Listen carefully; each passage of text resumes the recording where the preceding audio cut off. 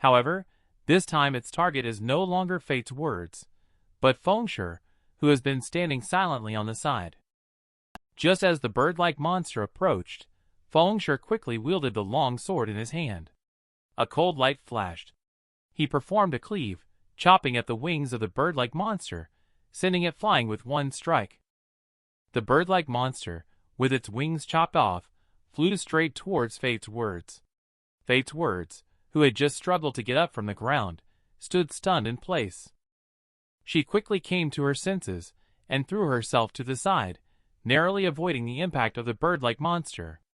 If she had been hit, with her already low HP, she would have surely perished on the spot. Fengshe slowly turned to Fate's words and said, "Piece of cake." Fate's words, looking at the corpse of the bird-like monster beside him, couldn't help but feel a bit speechless. Then, she shouted incredulously, "What are you so proud of? You just got lucky to cut off its wings." Just then, swooping down from high above, another bird-like monster dove with a whoosh. Its talons raced downward towards Fate's words. Fate's words reacted quickly. She swiftly rolled to the side. However, the terrifying talons of the bird-like monster. The talons tore apart the ground in the moment they touched down. In the next moment, Fengshe with an agility of 40 points flashed over. The sword once again struck the wings of the bird-like monster, tearing it to shreds instantly. The bird-like monster immediately turned into a dead bird, falling heavily to the ground. It exploded into a few copper and some light feathers. Fate's words suddenly stood still in disbelief, with a shocked expression on his face. Fengshe slowly sheathed his swords, looking down at her. The disdain in his eyes spoke volumes without saying a word. Fengshe, whose strength was being doubted, casually swung his sword and instantly killed the bird-like monster. Fate's words, who looked down on Fengshe, suddenly stood still in place. She looked incredulous. Just now, they all thought that Fengshe was just an ordinary blacksmith. In an instant, they were blown away on the spot. The strength displayed by Fengshe completely exceeded their understanding. Snowbite couldn't help but secretly ponder. This supernatural sword technique, I have only seen Darkblade perform it before. Is this black flame really just a blacksmith? Fengshe puts on the cloak again, then walks towards the destination while saying, "What are you standing there for? Pick up the loot and keep going." Luna Zhao looked at the bird-like monster scared off in the sky, and couldn't help but slightly grit her silver teeth, thinking about the terrifying injuries just now, and the extraordinary combat skills. Suddenly, she felt that she could not see through this black flame blacksmith anymore. She couldn't help but silently complain. "I won't be unlucky enough to encounter another Darkblade, right?"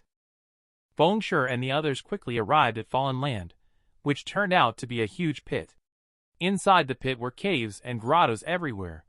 If one entered the caves, it would be very easy to get lost. In the depths of the deep pit, there are mechanical puppets roaming around. One is a common enemy, level 9, with 1,500 HP, equipped with a giant sword. There is also an elite monster, level 9, with 3,000 HP, a mechanical warrior wielding dual swords. The most terrifying is the elite monster, a special one, level 10, with 7,000 HP, riding a mechanical beast and wielding twin swords.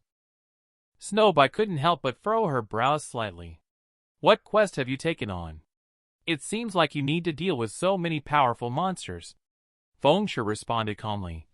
"We just need to complete a hidden quest to obtain the Heart of Titan." Snowbite looked at the densely packed monsters in the deep pit and said, "With each of us only at level 6, facing this group of level 9 and above monsters is almost like sending ourselves to death." She suddenly turned around and said, "For safety's sake, we can only take them down one by one. Luna, you are in charge of using magic to attract the aggro of the monsters and lure them in. Then the Protect Warrior will take over the aggro of the monster, and we can proceed to eliminate it." Luna Zhao nodded, indicating that she would go prepare now. Drawing aggro from a distance is the most effective. With her skills, even if the monsters are tightly clustered, she can attract at most 2 or 3 at a time, making it easy for the team to clear them out. However, at this moment, Fengshe suddenly reached out and stopped Luna Xiao, who was about to draw aggro from the monsters. Luna Xiao immediately looked unhappy and said, "What are you doing? Don't you believe in my abilities?" Fengshe ignored her nonsense and directly analyzed. The mobility of the mechanic class is usually stronger than that of the biology class. Without enough agility, you can't outrun others. Do any of you have an agility score exceeding 14 points? Little Aurora acutely expressed that she only has 4 points in agility. Luna Xiao pointed out that magic-based professions inherently have low agility. Only Snow Bai and Fate's words meet the agility requirements. After Fengshe took out 2 acceleration scrolls, he said to Snow Bai, "You stack agility buff with Fate's words. Rely on high move speed. Lure all the outer mechanical monsters. Gather them in one place. Leave it to me to handle the rest." Snow Bai turned around lightly and said, "Black Flame, I believe in your strategy. It's just that I don't need this speed scroll because they can't catch up with me at all." As soon as the words fell, Snow Bai quickly sprinted towards the monsters. Before she could get close to the 30-yard range, the mechanical monsters' eyes were shining with red light. They all turned their heads and stared at the intruder. The man was determined to complete the newly acquired hidden quest. He actually asked 2 beautiful women to risk their lives and help him pull monsters. Snow Bai triggers an alarm as soon as she approaches the monsters. Alert! Intruders detected. At the same time, the mechanical puppet and mechanical warrior within a 40-yard radius have also been alerted. The surrounding mechanical monsters have all locked onto her. The same is true for Fate's words over there. The 2 of them are being chased closely by the mechanical legion. If it weren't for their high agility and timely dodging, they would probably be in big trouble by now. After the 2 of them attracted all the peripheral mechanical monsters, one on the left and one on the right, their techniques of pulling monsters were very skillful. Soon, the 2 waves of mechanical monsters merged into one wave. The mechanical puppet and mechanical warrior also marched mightily, relentlessly chasing after them. The number of mechanical puppets and mechanical warriors is extremely exaggerated. At a glance, there were over 800 of them. Among them, there are over 100 special elite mechanical knights. Everyone was shocked and broke out in a cold sweat at the sight. Luna Xiao couldn't help but be secretly amazed. How does she plan to deal with so many monster black flames? Just then, a sizzling sound suddenly came out. Fengshe took out a map from the backpack. The exquisite scroll was glowing amidst the roaring flames. Then he immediately spread out the scroll. It was covered with incantations, and just revealing them caused the surrounding magic fire element to surge. Even a layperson could tell that this thing was not simple at all. Luna Xiao, as an elementalist, felt the surging fire element around her, then exclaimed in shock, "Such powerful magical energy!" Fengshe activated the magic scroll and swiftly extracted the spell from the magic artifact Abyss Dweller scroll, revealing a scorching magic formation. Instantly, the surrounding fire element rapidly gathered, becoming extremely wild and violent. Suddenly, the fire element on the magic scroll poured out like mercury, with fiery serpents drilling into the Abyss Dweller one by one. The sword of Abyss Dweller blossomed with dazzling flames. It instantly turned into a sword of flames, emitting a faint phoenix cry that reverberated all around. At this moment, Snow Bai and the other person had already led all the mechanical monsters to the center and ran towards Fengshe. The mechanical monsters were getting closer and closer, but Fengshe showed no sign of movement, simply standing still. The sword in his hand burned brightly, dazzlingly. Just as Snow Bai and the other person passed by Fengshe suddenly made a move. The flaming sword in his hand was raised high, as he shouted out, "Second-rank magic flowing blade fire dance." In the blink of an eye, he suddenly floated in midair, surrounded by countless huge fireballs infused with raging fire elemental energy. These terrifying fireballs, each more powerful than Luna Xiao's strongest skill, Flame Dragon's roar. Then Fengshe suddenly moved. With a fierce swing of his flaming sword, the huge fireballs floating in the air all began to fall. In the blink of an eye, the deafening roar continued without end. Like a meteor shower, the huge fireballs, upon hitting the ground, immediately burst into countless crimson flames.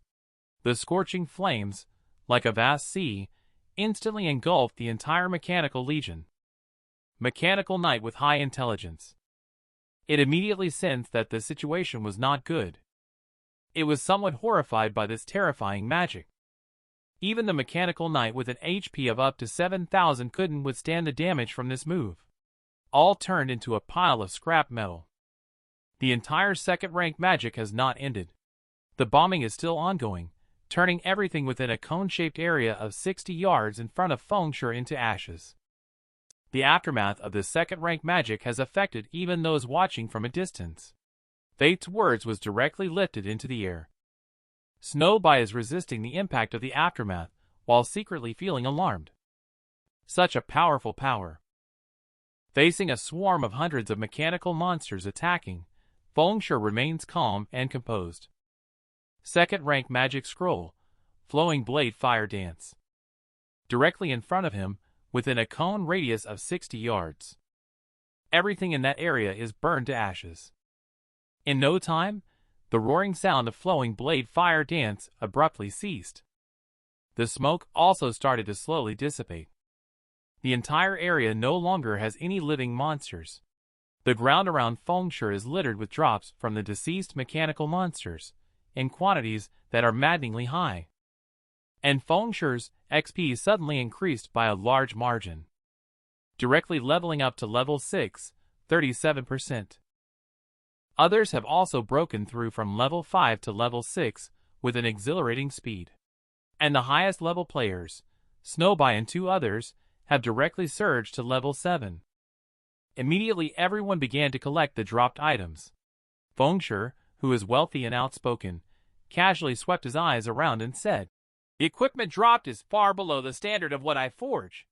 If you need it, just pick it up yourselves." Snowbye looked somewhat embarrassed as she glanced at Feng Shi. She had originally planned to slowly level up, but with your help, she instantly achieved her goal.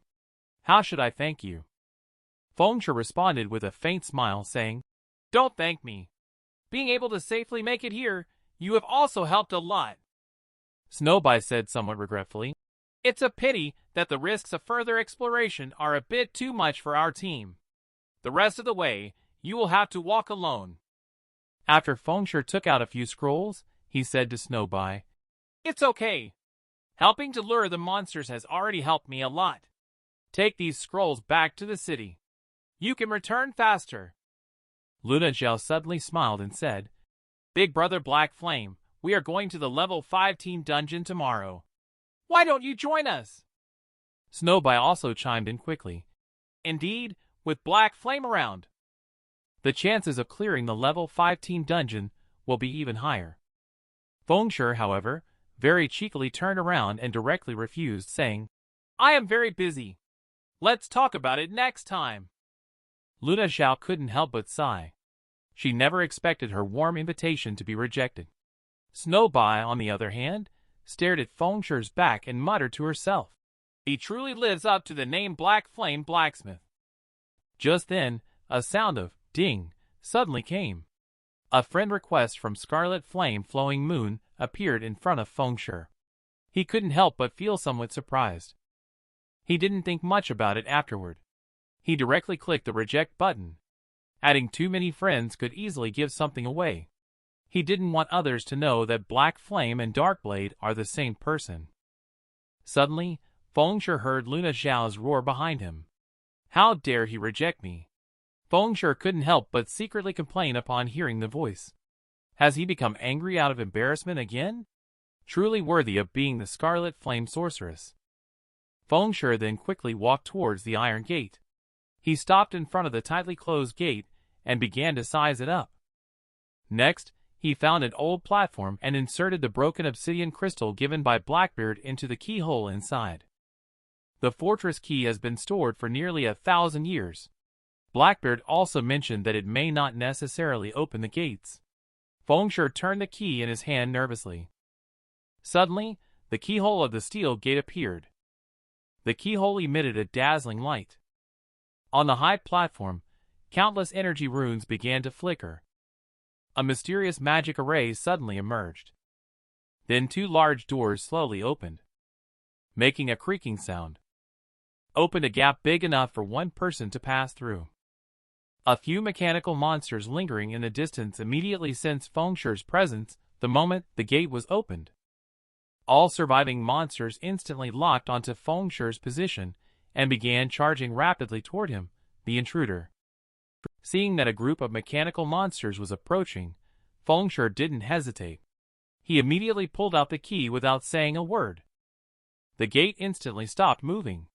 Then, he turned around and slipped into the crack of the door. At the moment Fengshi entered the gate, the system prompt sounded. Steel Shell Fortress Borussia was discovered. With the help of the Snow By team, Fengshi successfully entered the Steel Shell Fortress Borussia. Immediately after, the system popped up a prompt. Borussia Level 11 Quest updated. Search for Steel Heart in Borussia. Fengshi realized that he had come to the right place. He proceeded cautiously along the way. In the tunnel constructed of steel, rust stains were visible everywhere, with sporadic flickers of light. It was barely enough to see the path clearly. He walked a long way but found no danger, only occasionally hearing dripping water and the roaring sound of machinery in operation. After thousands of years, most of the equipment could still function properly, demonstrating the high level of technology in the dwarven civilization. After passing through the corridor, he arrived at a huge furnace area. Steel frame stairs connected to the steel walls around. Under the burning furnace is a deep pool of bottomless water. Fengshi did not walk along the steps towards another exit.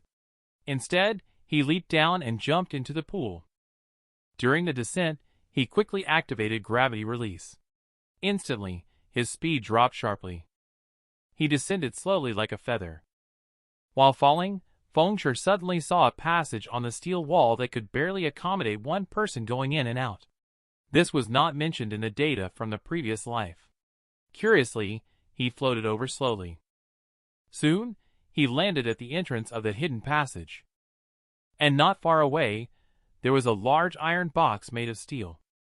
There were many intricate runes carved on top, indicating it was not simple. Fengshi immediately recognized that this was a mystic iron rank treasure chest. He couldn't help but smile faintly. There was actually a treasure chest here. Did the people in the previous life not notice it? However, he did not rush over to open the treasure chest. Instead, he used illusionary strike to send a clone over to take a look. However, just as the clone opened the treasure chest, suddenly, there was a click sound. Right above the treasure chest, a skull-shaped pattern suddenly appeared, accompanied by a continuous gurgling sound. In the blink of an eye, that eerie pattern violently exploded. The clone that didn't have time to dodge was immediately hit in the face by the explosion. After the explosion, the clone slowly fell back. Thick black smoke continued to billow from its mouth. The clone was instantly taken out by this wave of explosion. Soon, the clone with 0 HP began to slowly dissipate, leaving only smoke billowing on the floor. Watching Fengshi being bombed from a distance, he was instantly covered in cold sweat. However, the treasure chest was also opened by the clone. Fengshi finally breathed a sigh of relief. He walked slowly towards the treasure chest, muttering to himself. Fortunately, he had developed the habit of being cautious and meticulous in his actions. Otherwise, it would not have been the clone that got taken out. The items inside the treasure chest don't seem to be few. What caught the eye was a pitch-black shield and several scrolls. Mystic Iron Rank Black Stone Shield requires 25 points of strength. The item's defense rate is 29% at level 10. It provides plus 7 strength, plus 10 stamina, and plus 200 HP. Upon equipping, all incoming positive damage is reduced by 10%. Fengshi was very satisfied after looking at the stats. This is definitely a top-notch level 10 shield. Equipping it to Coke will make dungeon runs a lot easier. Also, there is a random mastery dice that when rolled, will grant the corresponding mastery attribute. This is definitely a favorite for gambling enthusiasts. Back in the day, many people spent a fortune acquiring this item. It is several times rarer than the Blackstone Shield because mastery points are permanent. However, Fengshe is not short of money now. He prayed slightly, and then directly threw the mastery dice to the ground, planning to take a gamble himself to see what would happen. Soon, the dice slowly came to a stop, and the side with the number 20 was facing upright towards the top. The system then popped up with a prompt. Achieve the achievement of Gambling Animal. Rolled a 20. Points doubled. Obtained one-hand sword mastery plus 40. Fengshe couldn't help but watch as his hands entered a state of ecstasy. Luck was truly unstoppable once it arrived. The 40 mastery points instantly boosted him from a novice to an intermediate swordsman level. Being an intermediate swordsman gave him 5% more base damage than a novice swordsman. This base damage would be greatly amplified after skill bonuses. Next were 3 scrolls: Fire, Frost, and Lightning resistant scrolls, each capable of reducing damage by 50% from their respective elements. Fengshe quickly pocketed the scrolls. These were all life-saving items that must be accepted and appreciated. At that moment, a siren suddenly sounded. He immediately realized that the fortress alarm was going off. The man used the trial helmet to grind for days and nights. And now the trial time is over. He finally reached the offline moment. Just now, the gambling expert Fengshe's luck burst out. He gained 40 mastery points and directly advanced to intermediate swordsman level. He didn't have time to be happy. A sudden urgent alarm sound suddenly sounded. The loud alarm sound instantly made Fengshe calm down. He did not expect this move, but he knew it was not safe to stay here for long. He quickly turned around and started running. Fengshe didn't even think about it. He drank the whole bottle in one go. A water-breathing potion that allows players to breathe underwater for 20 minutes. He then jumped straight into the pool below. The next moment, a splash was heard. Fengshe fell directly into the pool and quickly swam towards the depths. After swimming for more than 10 minutes, he finally saw a dark passage. Despite the swift current, he managed to swim to the other side of the passage with great difficulty. Soon, Fengshe surfaced. He happened to reach another pool within the duration of the underwater breathing potion. This is the core area of Steel Shell Fortress Barusha, a level 12 zone. At the same time, a system prompt suddenly sounded. Your VR headset trial time is about to end. Fengshe couldn't help but complain. Finally made it here, only for the trial to end. However, he also knew that finding the Heart of Titan was not something that could be accomplished quickly. So he directly accessed the system menu and chose to log out. At the same time as choosing to log out, he suddenly revealed a smile. Well, he had earned quite a lot of credits these days. He decided to log out and upgrade his equipment. At the same time, laughter could be heard coming from an old dormitory building on the school campus. The blonde man looked down at Kuriko and laughed. Didn't you say you were a gaming expert? I've been waiting for you at Shadow's studio for several days. Why haven't I seen you? Kuriko replied softly. In Wu, as I've already told you, I joined another studio. That's why I didn't go for the assessment at Shadow. Ianwu couldn't help but furrow his brows in suspicion and asked, Kuriko, don't lie to me. There are no other studios in the entire Golden Sea University. What's its name? Kuriko was suddenly at a loss for words when asked. He just realized that Fengshe had not told him the name of the studio. As for the number of people, it seemed like it was just the 2 of them at most. They didn't even have the equipment to play the realm. It could be said that they were penniless. Seeing Kuriko remain silent, Ianwu continued smugly. No need to hide it from me. I know you didn't pass Shadow's assessment. If it doesn't work out, bro, I can put in a good word for you to be an external member. When Ianwu saw Kuriko's gaming headset, he pretended to be even more surprised and exclaimed, No way. The gaming headset you're using now is still a promotional trial headset. Is your studio even functioning properly? He then smugly patted Kuriko's head and said with a smile, Join the Shadow Backup team, and you'll be given an official version headset. The main members are even equipped with a low-latency headset worth 2 credits from both sides. Isn't that awesome? Seeing Kuriko remain silent, Ian-Woo immediately beamed with joy. He continued to mock. I'm serious. You must have been deceived by that unscrupulous boss of yours. Just then, the room door was suddenly pushed open. At the same time, Fengsher's voice could be heard. I am the one who established the studio, just like a cat or dog. Fengsher's icy gaze then fell upon the rugged and burly Ian-Woo, speaking in a cold tone. Do you have any objections? Fengsher unexpectedly found Kuriko poached by Shadow Guide's little gag-gas. He looked at the humiliated Kuriko. Fengsher directly stated that he is Kuriko's boss. Ian-Woo was taken aback when he saw Fengsher walk in. He sized Fengsher up, noticing he was dressed in cheap sportswear, and concluded that Fengsher was not from a wealthy family.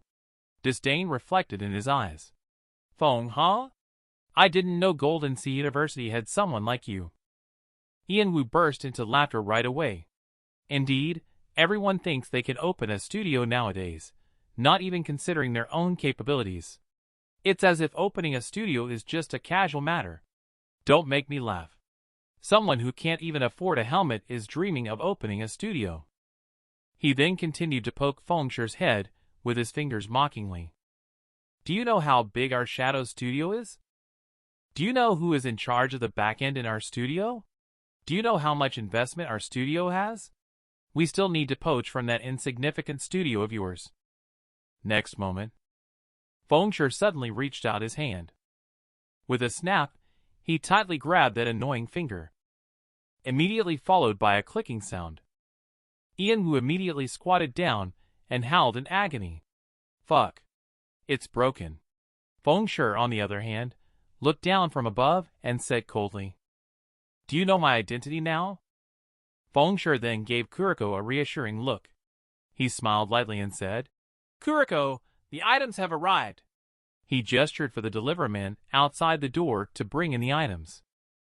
When Kuriko saw the items in the deliverman's hands, she immediately exclaimed, It's the latest Phantom 2100 PR0 helmet from the realm, along with a matching neuroconductive accelerator suit.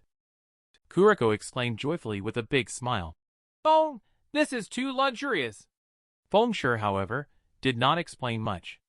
He turned to the deliverman and said, Also, change the dormitory network to a special ultra-low latency network. Just then, behind Fengsher, Ian-Woo's cursing could be heard. Damn it! Are you showing off in the dormitory just because you are a loser?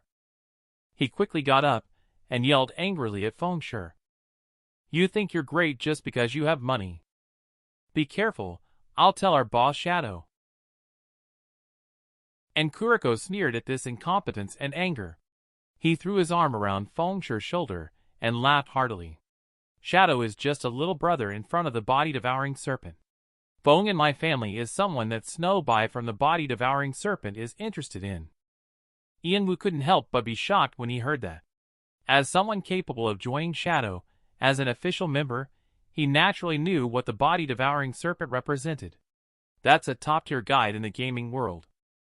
Ian-Woo naturally didn't believe Kuriko's words. He yelled stubbornly at Fengsher, who was walking away. Just talk big. What's so great about you? You're so amazing. Why haven't you joined the body-devouring serpent?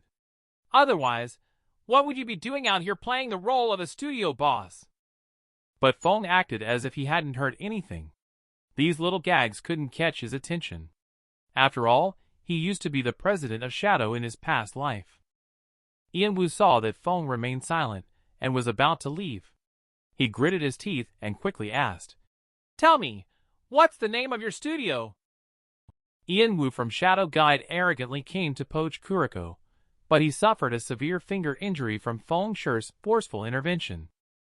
Realizing that he was no match for Fengsher, Ian-Woo quickly inquired about the name of his studio. Fengsher then stopped in his tracks, turned to Ian-Woo, and said indifferently, The name of the studio is Zero Wings, which means the soaring wings that start from scratch. If you have nothing else, please leave. Tell your boss to stop trying to poach members from other studios. It's better to take care of their own business properly, so things don't fall apart one day. The scene changes. In a finely decorated office, a muscular man with thick eyebrows sits in an office chair. Ian Wu, with his finger bandaged, stands nervously in front of the desk and whispers, "Brother Zhang, things are almost taken care of." Louis Zhang is the second most important figure in Shadow Guide. In Shadow, apart from Harrison Lon, Louis Zhang holds the greatest power and influence. Hearing this, Louis Zhang immediately becomes displeased, throwing the documents in his hand and coldly saying, "What do you mean by almost?" Ian Wu thought for a moment, organized his words a bit, and said, "The others have already agreed. It's just that Kuriko is like a rock in a cesspool, stubborn and smelly. He refuses to come no matter what. He joined Zero Wing Studio that popped up in school a while back. He even said he disdains joining a trashy studio like Shadow." Louis Zhang smiled with a hint of playfulness, but there was a cold glint in his eyes. "What's the background of this Zero Wing Studio?" Ian Wu quickly reported that Zero Wing Studio was established by a senior student named Feng Shi.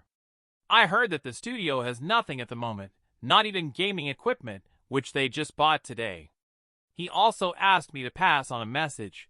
Stop trying to poach members from other studios. Focus on managing your own territory." Louis Zhang furrowed his brows slightly, pondering where he had heard the name before. After thinking for a while, and still unable to recall, he couldn't help but ask with a slight frown, "How many people are currently in the Zero Wing Studio?" Ian Wu quickly replied, "There are only 6 people." Louis Zhang immediately burst into hearty laughter. "Just a small studio with 6 people. You really take them seriously." Ian Wu, "I advise you to focus your attention on the school's networking event this year. This is a great opportunity for our Shadow to make a breakthrough. There is no time to waste on these garbage studios." "Right. You go organize the new recruits. Let them level up quickly. The various guides in the White River Castle area will start soon. We must compete for the honor of being the first to complete the 20-person team dungeon. We must seize the honor of being the first to complete the level 5 team dungeon. Your benefits will not be lacking when the time comes." Ian Wu couldn't help but express some dissatisfaction and said, "Brother Zhang, is that Feng Shi and his workshop? Are we just going to let them do as they please like this?" Beneath Louis Zhang's friendly appearance, he is actually ruthless. He gave a cold smile to indicate to Ian Wu not to worry. After a brief movement of his palm, he spoke out, "These are not problems. This man is invincible in the game. He was also once a leader of a guild. But in reality, he didn't even finish university. He was expelled from school. In the previous life, Feng Shi's university life, almost all of his energy was spent on games, so much so that he neglected his studies. Parents were also exhausted and seriously ill at this time. The family has incurred a lot of debt for medical treatment. Feng Shi has been given a chance to start over. He absolutely cannot repeat the same mistakes." He immediately transferred 10,000 credits to his parents using his phone. He claimed that the transferred amount was earned from a part-time job. He also reminded them to take preventive measures before their health deteriorates. This should help resolve the family crisis. And next, he needs to solve his academic issues. In the previous life, losing his degree certificate led to a series of events. Even though the degree certificate was of no use to him, he still wants to know the reason behind losing it. After Feng Shi finishes dealing with the matters at hand, he rushed to the classroom 401 of the school. As soon as he walked into the classroom, Feng Shi felt that the atmosphere in the class was a bit strange. His classmates all turned their eyes towards him. The expressions of everyone were quite surprised, as if something that shouldn't have appeared had shown up. The boys were very unhappy about his appearance. How could this person come? He usually skips classes. Yet today, he actually showed up. Who asked him to come? Another student named Little Gas explained that it should be the monitor who notified him. I didn't expect him to really come. Some of the girls in the class, who were dressed up and had their hair done, threw looks of disgust towards him. He is just a low-achieving student in the class. Everyone finds him repugnant just by looking at him. Although these voices were very small, Fengshe still heard them. Or perhaps these people intentionally made him hear. He couldn't help but sigh with a bitter smile. Looking back now, living as a person in the last life was truly a failure. Everyone didn't like me at all. At this moment, a clear female voice suddenly interrupted his thoughts. Fengshe, you're finally here. The girl is the class monitor, Roxanne Zhao. The whole class dislikes Fengshe, except for one person. Back then, he was ostracized by the entire class, but Roxanne Zhao was the only one who didn't have any bias against him. Roxanne Zhao suddenly looked uneasy and said, "If something bad happens during the class meeting, make sure not to get into a conflict with Felix Lin." But Fengshe didn't say much. He is no longer a child. How could he be angry with these children? He now only cares about the issue of his diploma. At this moment, a burly figure suddenly appeared next to Roxanne Zhao. Roxanne Zhao and Fengshe couldn't help but look at him. The young man had a very strong body. His muscles looked full of explosive power. He was a towering 1.9 meters tall. He suddenly frowned at Fengshe and said, "Fengshe, what the hell are you doing here?" Fengshe didn't say anything, but just gave him a faint glance. He immediately recognized that the person was Felix Lin. Fengshe had a hunch that the matter of the degree certificate was most likely related to this person. In Fengshe's memory, Felix Lin was quite resourceful. The reason for saying he was resourceful is because after graduating from university, he successfully pursued a wealthy heiress from a major corporation and, within just 3 years, became the chairman of that corporation. Have you ever seen such a powerful antagonist? He got married to a wealthy and beautiful woman right after graduating from college. And he became a board member of the group in just 3 years. However, due to the increasing influence of the virtual world on the real world, Felix Lin invested almost all of his money in the realm. The two had collaborated in the realm before.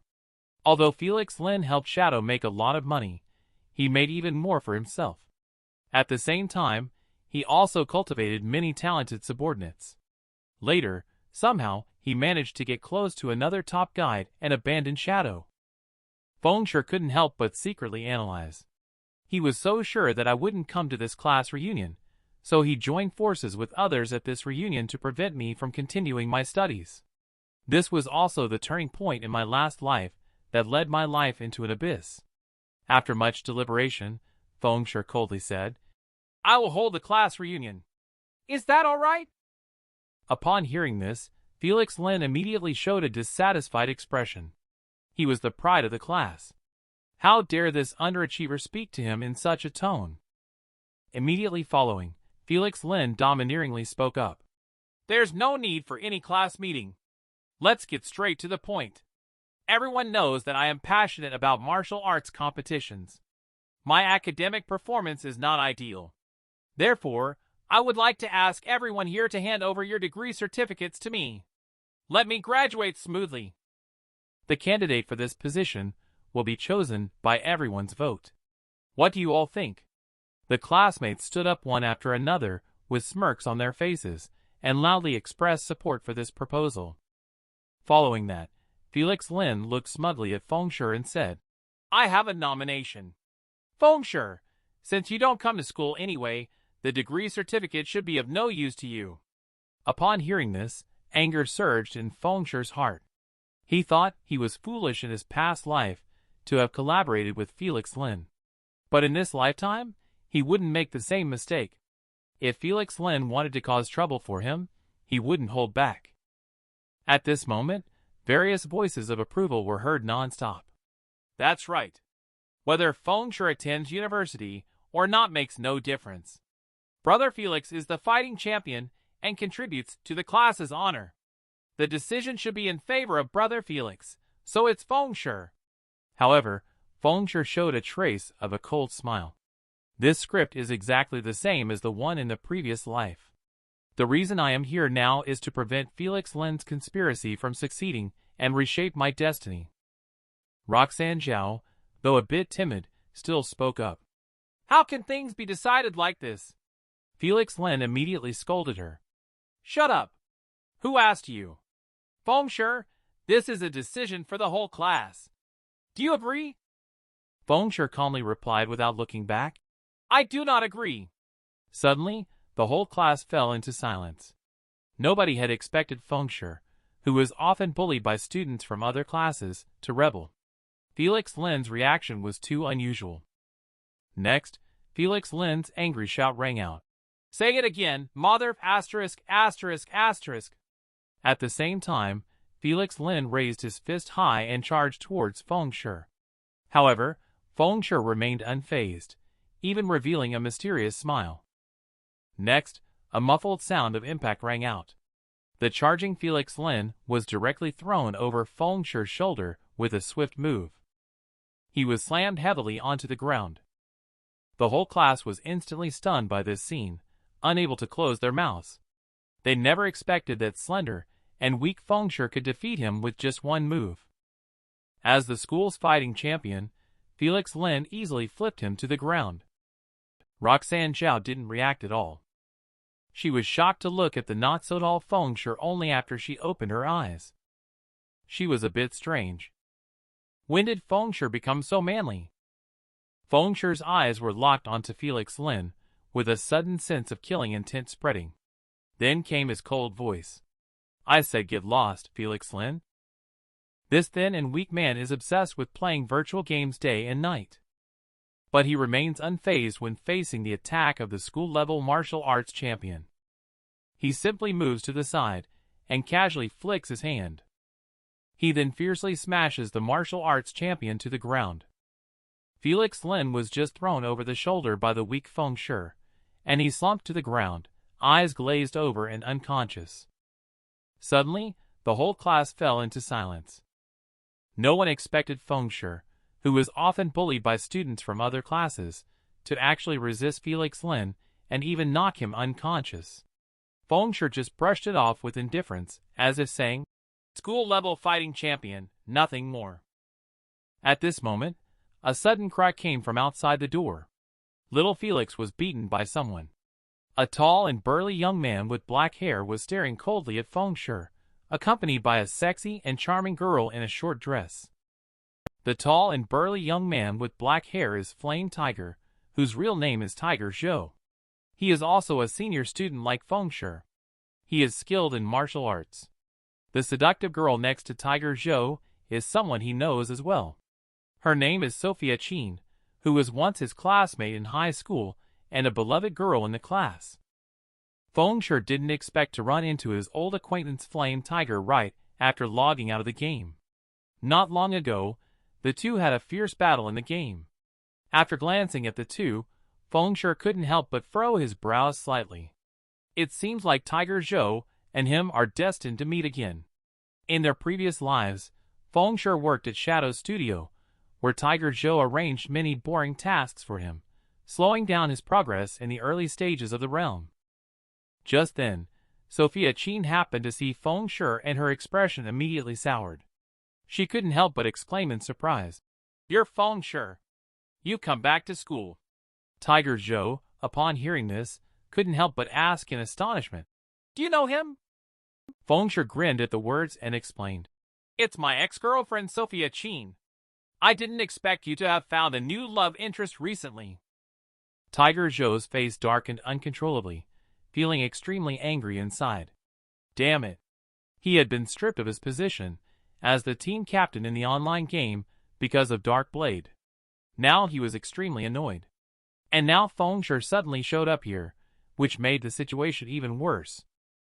Immediately after that, Tiger Zhou pushed Sophia Qin away and strode towards Fengshe aggressively, wanting to teach Fengshe a lesson. Tiger Zhou looked disdainfully at Fengshe and licked his lips. While walking, he gritted his teeth and said, "You hit me and made me lose face. I will teach you a lesson now." When Tiger Zhou approached Fengshe, he carefully looked at Fengshe and couldn't help but express some surprise. I seem to have seen you somewhere." But just at this moment, Roxanne Zhao's delicate body suddenly blocked Fengshe's path. Not at all intimidated by Tiger Zhou's momentum, Instead, she rebuked, "Stop! This is our class. Irrelevant people, leave." Roxanne Zhao's actions undoubtedly surprised everyone. The usually gentle and demure Roxanne Zhao appeared very fragile. It was unexpected for her to stand up for the underachievers in the class. Tiger Zhou's eyes were full of admiration for Roxanne Zhao, which made him involuntarily raise the corners of his mouth and wear a sinister smile.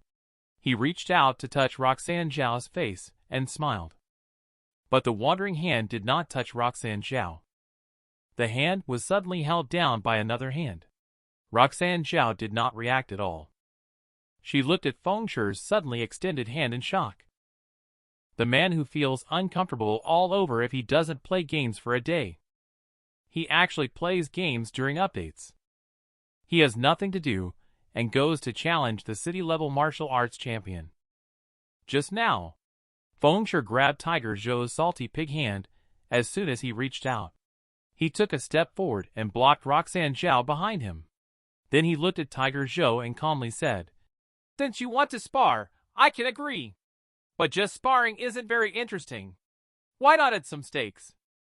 Tiger Zhou did not expect Feng Shi to be so audacious, daring to challenge him.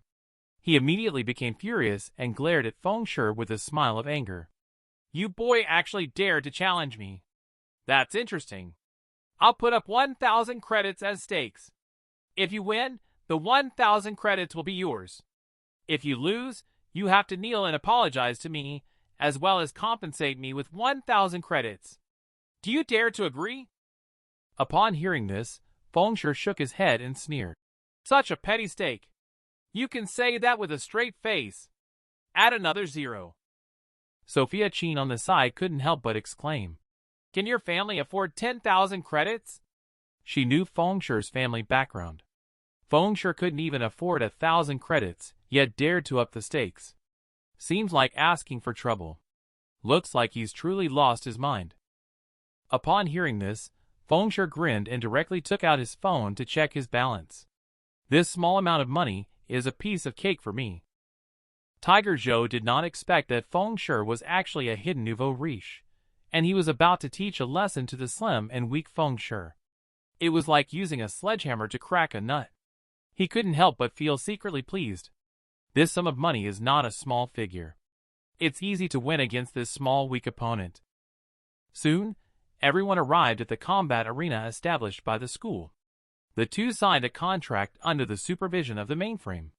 Any contract approved by the mainframe would be recognized by the law. The onlookers, the little gas, couldn't help but comment, wondering if Feng Shi was out of his mind. Tiger Zhou is the champion of the city-level combat, after all. Not only was he going against Felix Lin now, but he has also provoked Tiger Zhou. He's in big trouble this time. Sophia Qin saw the calm and composed Feng Shi on the stage. Although he feels completely different from before, he vaguely gives people an inexplicable sense of security. But she still shook her head and mockingly said, "He is a weakling who has never even learned any martial arts. He's still just a silly guy who only knows how to hit rocks with eggs. This is not an equal fight. The cruel laws of the real world. Incompetence is the original sin. Feng Shi is waiting to have bad luck." Tiger Zhou chuckled as he stretched his muscles and said, "What are you looking around for? Regretting showing off so much just now? Feeling remorse now, right?" Feng Shi, however, didn't pay any attention to Tiger Zhou at all. It was because his consciousness came from a world 10 years ahead, having gone through so many extremely real life and death battles in the realm. His improvement in battle experience and skills can be described as advancing by leaps and bounds. He should be far beyond martial artists in the real world. I wonder how many levels he has surpassed. His only problem is his untrained body. Although his mental ability keeps up, his muscles may not be able to fully unleash the power. It's like level suppression in games. No matter how strong your skills are, if you can't inflict damage, it's just self-defeating. But games are games. Reality is reality. There are many parts of the human body that cannot be strengthened no matter how much you train. Stabbing the eyes can cause blindness, rapidly incapacitating an opponent. Striking the temple can result in brain concussion and intracranial hematoma. Damaging the cochlea can impair balance, causing one to fall. Attacking the throat can press the trachea violently, stimulating the vagus and phrenic nerves, causing reflex breathing difficulties and severe coughing, leading to asphyxiation.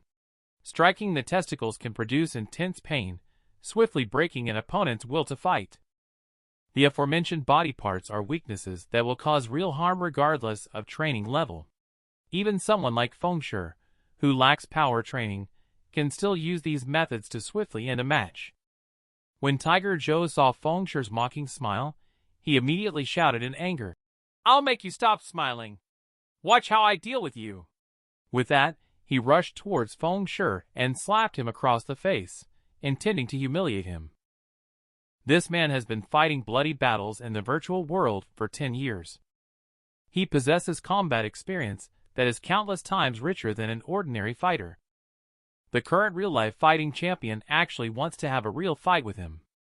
But Feng Shi, who is familiar with the weak points of the human body, is not worried at all about this. Tiger Joe took the lead and moved. In one swift step, he charged to the front of Feng Shi. He extended his big hand and slapped directly towards Feng Shi's face. He wanted to humiliate Feng Shi first. Watching the incoming big hand, in the face of such actions, Feng Shi naturally noticed. However, he didn't even flinch. He watched with indifference as the big hand fell. The next second, Feng Shi suddenly moved. He quickly raised his hand and half closed it into a fist. He knew he was facing someone more powerful than himself. It is not wise to confront him directly. Soon after, there was a loud thud. He completely ignored Tiger Joe's slap. With casual ease, he threw a punch towards Tiger Joe's neck. Feng Shi's punching speed was as fast as lightning. Tiger Joe had no time to react at all. Being hit on the throat, the windpipe was blocked, causing a momentary obstruction of breathing. The opponent, who was almost suffocating, was now completely defenseless.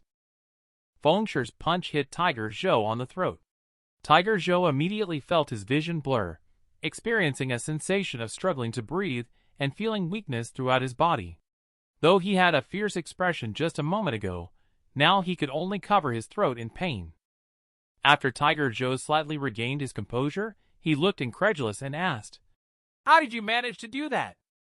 But before he could finish speaking, Feng Shi didn't give him a chance to catch his breath. A heavy punch landed squarely on Tiger Joe's head. Tiger Joe wanted to resist, but his weak body wouldn't cooperate. He couldn't summon any strength at all. Feng Shi knew the weak points of the human body like the back of his hand. The impact on the temple caused intracranial hemorrhage, instant loss of balance and consciousness, leading to shock. The next moment, Tiger Joe's vision became blurred. He couldn't even scream in agony. He fell to the ground like a dead dog. Suddenly, the whole scene fell silent. Everything happened too quickly, so fast that everyone couldn't react in time. Little Gag-Gas, who had come to their senses, all turned their gazes to Feng Shi. Looking at Feng Shi's slender body, they were amazed that he could unleash such terrifying power. They couldn't help but gasp and discuss how impressive it was. Not only Felix Lin, but even Tiger Joe was defeated by him. Tiger Joe is the city's champion fighter. How could Feng Shi be so strong? After winning the prize money, Feng Shi couldn't help but secretly ponder. The muscle nutritional supplement priced at 50,000 in the market can promote rapid muscle growth, preventing muscle atrophy even after spending a long time in the game. This is something that I couldn't afford in my previous life. After seeing the indifferent look in Feng Shi's eyes, Sophia Qin suddenly felt like she had lost something important. Her heart was twisted like a knife, regretting how blind she had been before. In this life, Feng Shi gave Felix Lin a harsh lesson and also saved his diploma. Finally, he dispelled the resentment from their previous life. Just as Feng Shi walked out of the assembly hall, Roxanne Zhao hastily rushed out from the hall and intercepted Feng Shi, who was preparing to leave. After being intercepted, Feng Shi looked at Roxanne Zhao in confusion, while Roxanne Zhao blinked her beautiful eyes at him, as if she had seen a rare animal. There was surprise and joy in her eyes. Then, she asked softly and somewhat uncertainly, "Are you really Feng Shi?" Roxanne Zhao suddenly realized something and hurriedly spoke again. "I didn't come to talk about that. In 10 days, there will be a school-organized networking event. Senior executives from some well-known companies in Golden Sea City will attend. Weren't you looking for a job to make money? This is a great opportunity. You should seriously consider it." Feng Shi thought for a moment. The networking event organized by Golden Sea University every year is a big event. Maybe that person will also attend the event. So he nodded and agreed. "Thank you, Monitor. I will definitely go on time." The man with 10 years of gaming experience was challenged by the martial arts champion. But he was fearless and struck first with a punch to the throat, causing his opponent to suffocate. Then he took the opportunity to strike another punch at the opponent's temple. He directly struck the opponent into shock. Returned home, Feng Shi picked up the newly acquired high-end VR headset. Pondering quietly, a party. It's the place I didn't even step into in my previous life. It seems there's a new opportunity in this life. He immediately made up his mind to seize this opportunity. To prepare for the party, he needed to make more money in the game. Thinking so, he put on the VR headset in his hand and started to immerse himself back into the realm. Shortly after, a system prompt sounded. Advanced gaming device detected. Neural link driver being adapted for the player. Installation complete. Congratulations on unlocking the neural enhancement feature. You can now manipulate the game characters more precisely and execute unbelievable action commands. This time after entering the realm, Feng Shi felt completely different. The visible scrapes and rust marks on the steel walls. There was a faint smell of machine oil. The sense of controlling the body also became easier. Feng Shi didn't have time to experience it yet. The system prompt sound rang again. Quest tracking. Find the heart of Titan. Feng Shi hurriedly started to sprint along the stairs leading to the top-level core control area. He was very satisfied with his current state. After changing to high-end equipment, the reading speed has become much faster. After running wildly for more than 10 minutes, Feng Shi finally stopped after climbing countless flights of stairs. What came into his sight was a rundown building. In the center of the control room stood a huge barrier structure. Inside the barrier floated a large dark gray metal sphere. This large sphere seemed to contain infinite energy, with violent energy continuously leaking out from it. Feng Shi immediately locked his gaze on the large iron sphere. This metal sphere is the heart of the entire steel shell fortress, as well as the source of energy. Heart of Titan. Feng Shi had not carefully observed the entire control room. He heard a sinister and chilling laughter coming from above the central barrier. He didn't expect that after so many years, there would still be someone coming here. The voice was icy and bone-chilling, completely unlike anything a human could produce. It sounded more like a puppet, capable of emitting such emotionless sounds. The eerie clown paused for a moment before laughing again. "Welcome to my fortress, Barusha, to celebrate the arrival of the first player. I have decided to feed my pet with your warm flesh and blood. Come out, hellhound." As soon as the words fell silent, there was a sudden thud not far away from Feng Shi. A massive dog's leg suddenly dropped to the ground, causing the earth to crack and shatter in an instant. Immediately, several roars followed. An incredibly grim and dark three-headed giant dog emerged from beneath the heart of Titan, slowly approaching Feng Shi. It was a three-headed hellhound, an elite-level enemy, level 15 with 6,000 HP. Upon seeing the three-headed hellhound, Feng Shi couldn't help but furrow his brows slightly. Information from the previous life indicated that there were no creatures or monsters here. Could it be that fate has changed, leading to some alterations in the game's levels? This boss doesn't seem to be in my memory at all.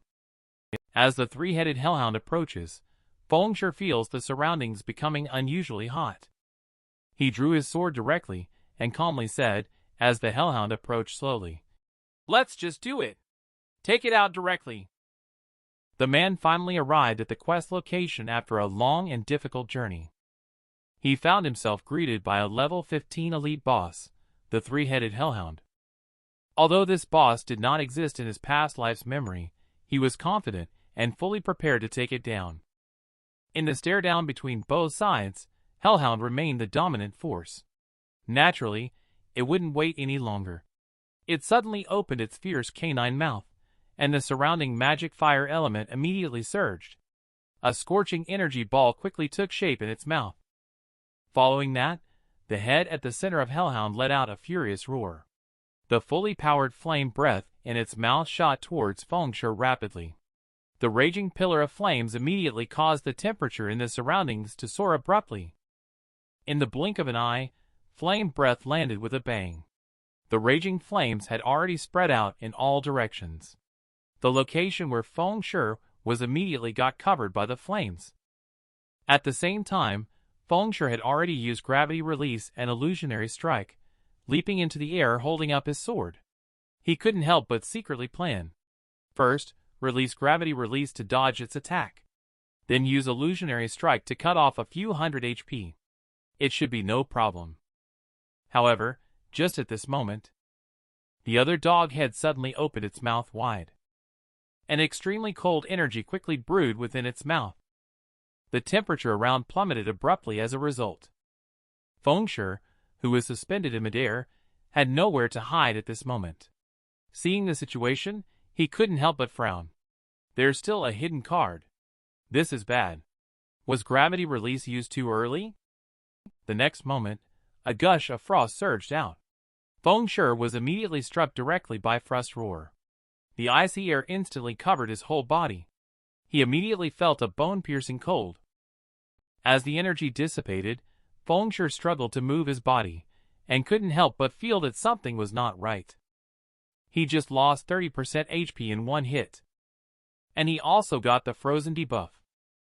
However, at this moment, a loud thunderclap interrupted Fengshe's thoughts. A dark cloud suddenly appeared above his head. Countless thunder serpents shot out from it, and all the thunder serpents were locked onto him. He watched the thunder approaching him. Fengshe, who had just been sprayed in the face with frost, was immediately confused. He didn't have time to react at all. Dark Harlequin immediately let out a cold laugh when he saw the situation. But Hellhound did not slack off. He still kept his gaze firmly fixed on where Fengshe had landed.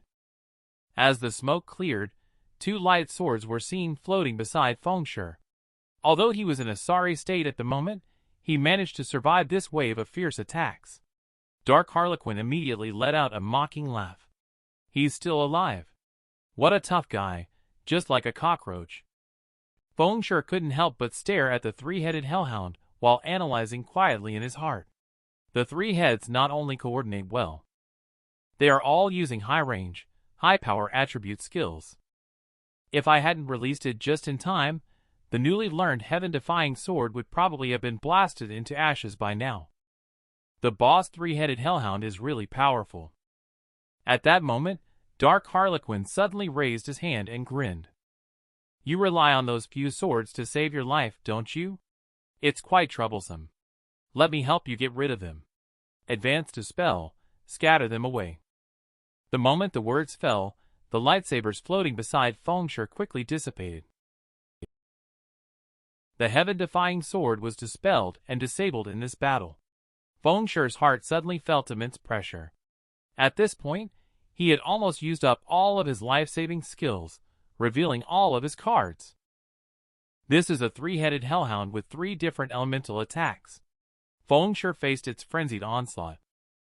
He could only use the heaven-defying sword to save his life. Fengshe has already keenly felt the power of the hellhound. This level of harm is definitely not something an ordinary level 15 elite can achieve. In his heart, he couldn't help but analyze secretly. Dark Harlequin, I only remember this guy not being strong, but his skills are fully disgusting. However, my goal is not to entangle with him, but to obtain the Heart of Titan. After he made up his mind, Fengshe then quickly rushed towards the central barrier. At this time, the best choice was to snatch the Heart of Titan and leave quickly. However, Fengshe had just rushed out a few steps when the hellhound immediately kicked with both legs. Its claws swept towards Fengshe directly. Although he managed to block with his double swords in time, he was still knocked down. Fengshe, who was flying backwards in the air, couldn't help but complain silently. The physical attack was unexpectedly fast and more powerful than attribute attacks.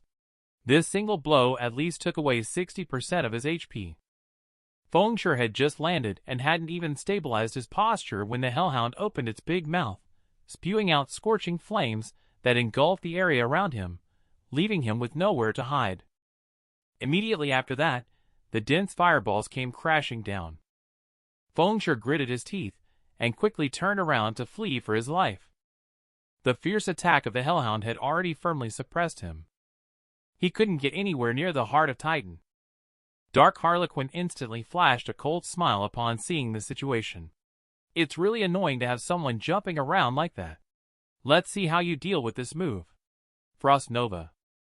As soon as the words fell, Hellhound suddenly raised both claws and slammed them on the ground. A blast of extreme cold air shot out quickly from its hands. Wherever the blast of extreme cold air passed, it froze into ice. In the blink of an eye, Frost Nova spread to Fengshe's feet. His steps came to an abrupt halt, instantly frozen in place. Frost Nova can freeze for 3 seconds. He was now like a lamb to the slaughter. Fengshe looked at the hellhound not far away and immediately realized the situation was not good. 3 seconds. Being attacked again during that time would undoubtedly lead to certain death. However, at this moment, his pupils suddenly constricted. A flash of insight came to his mind, as if he had recalled something. Wait. I still have 3 elemental damage reduction scrolls in my CD pool area. There is hope to survive with them. However, I can only activate 1 scroll at a time, and the success rate is only 1/3.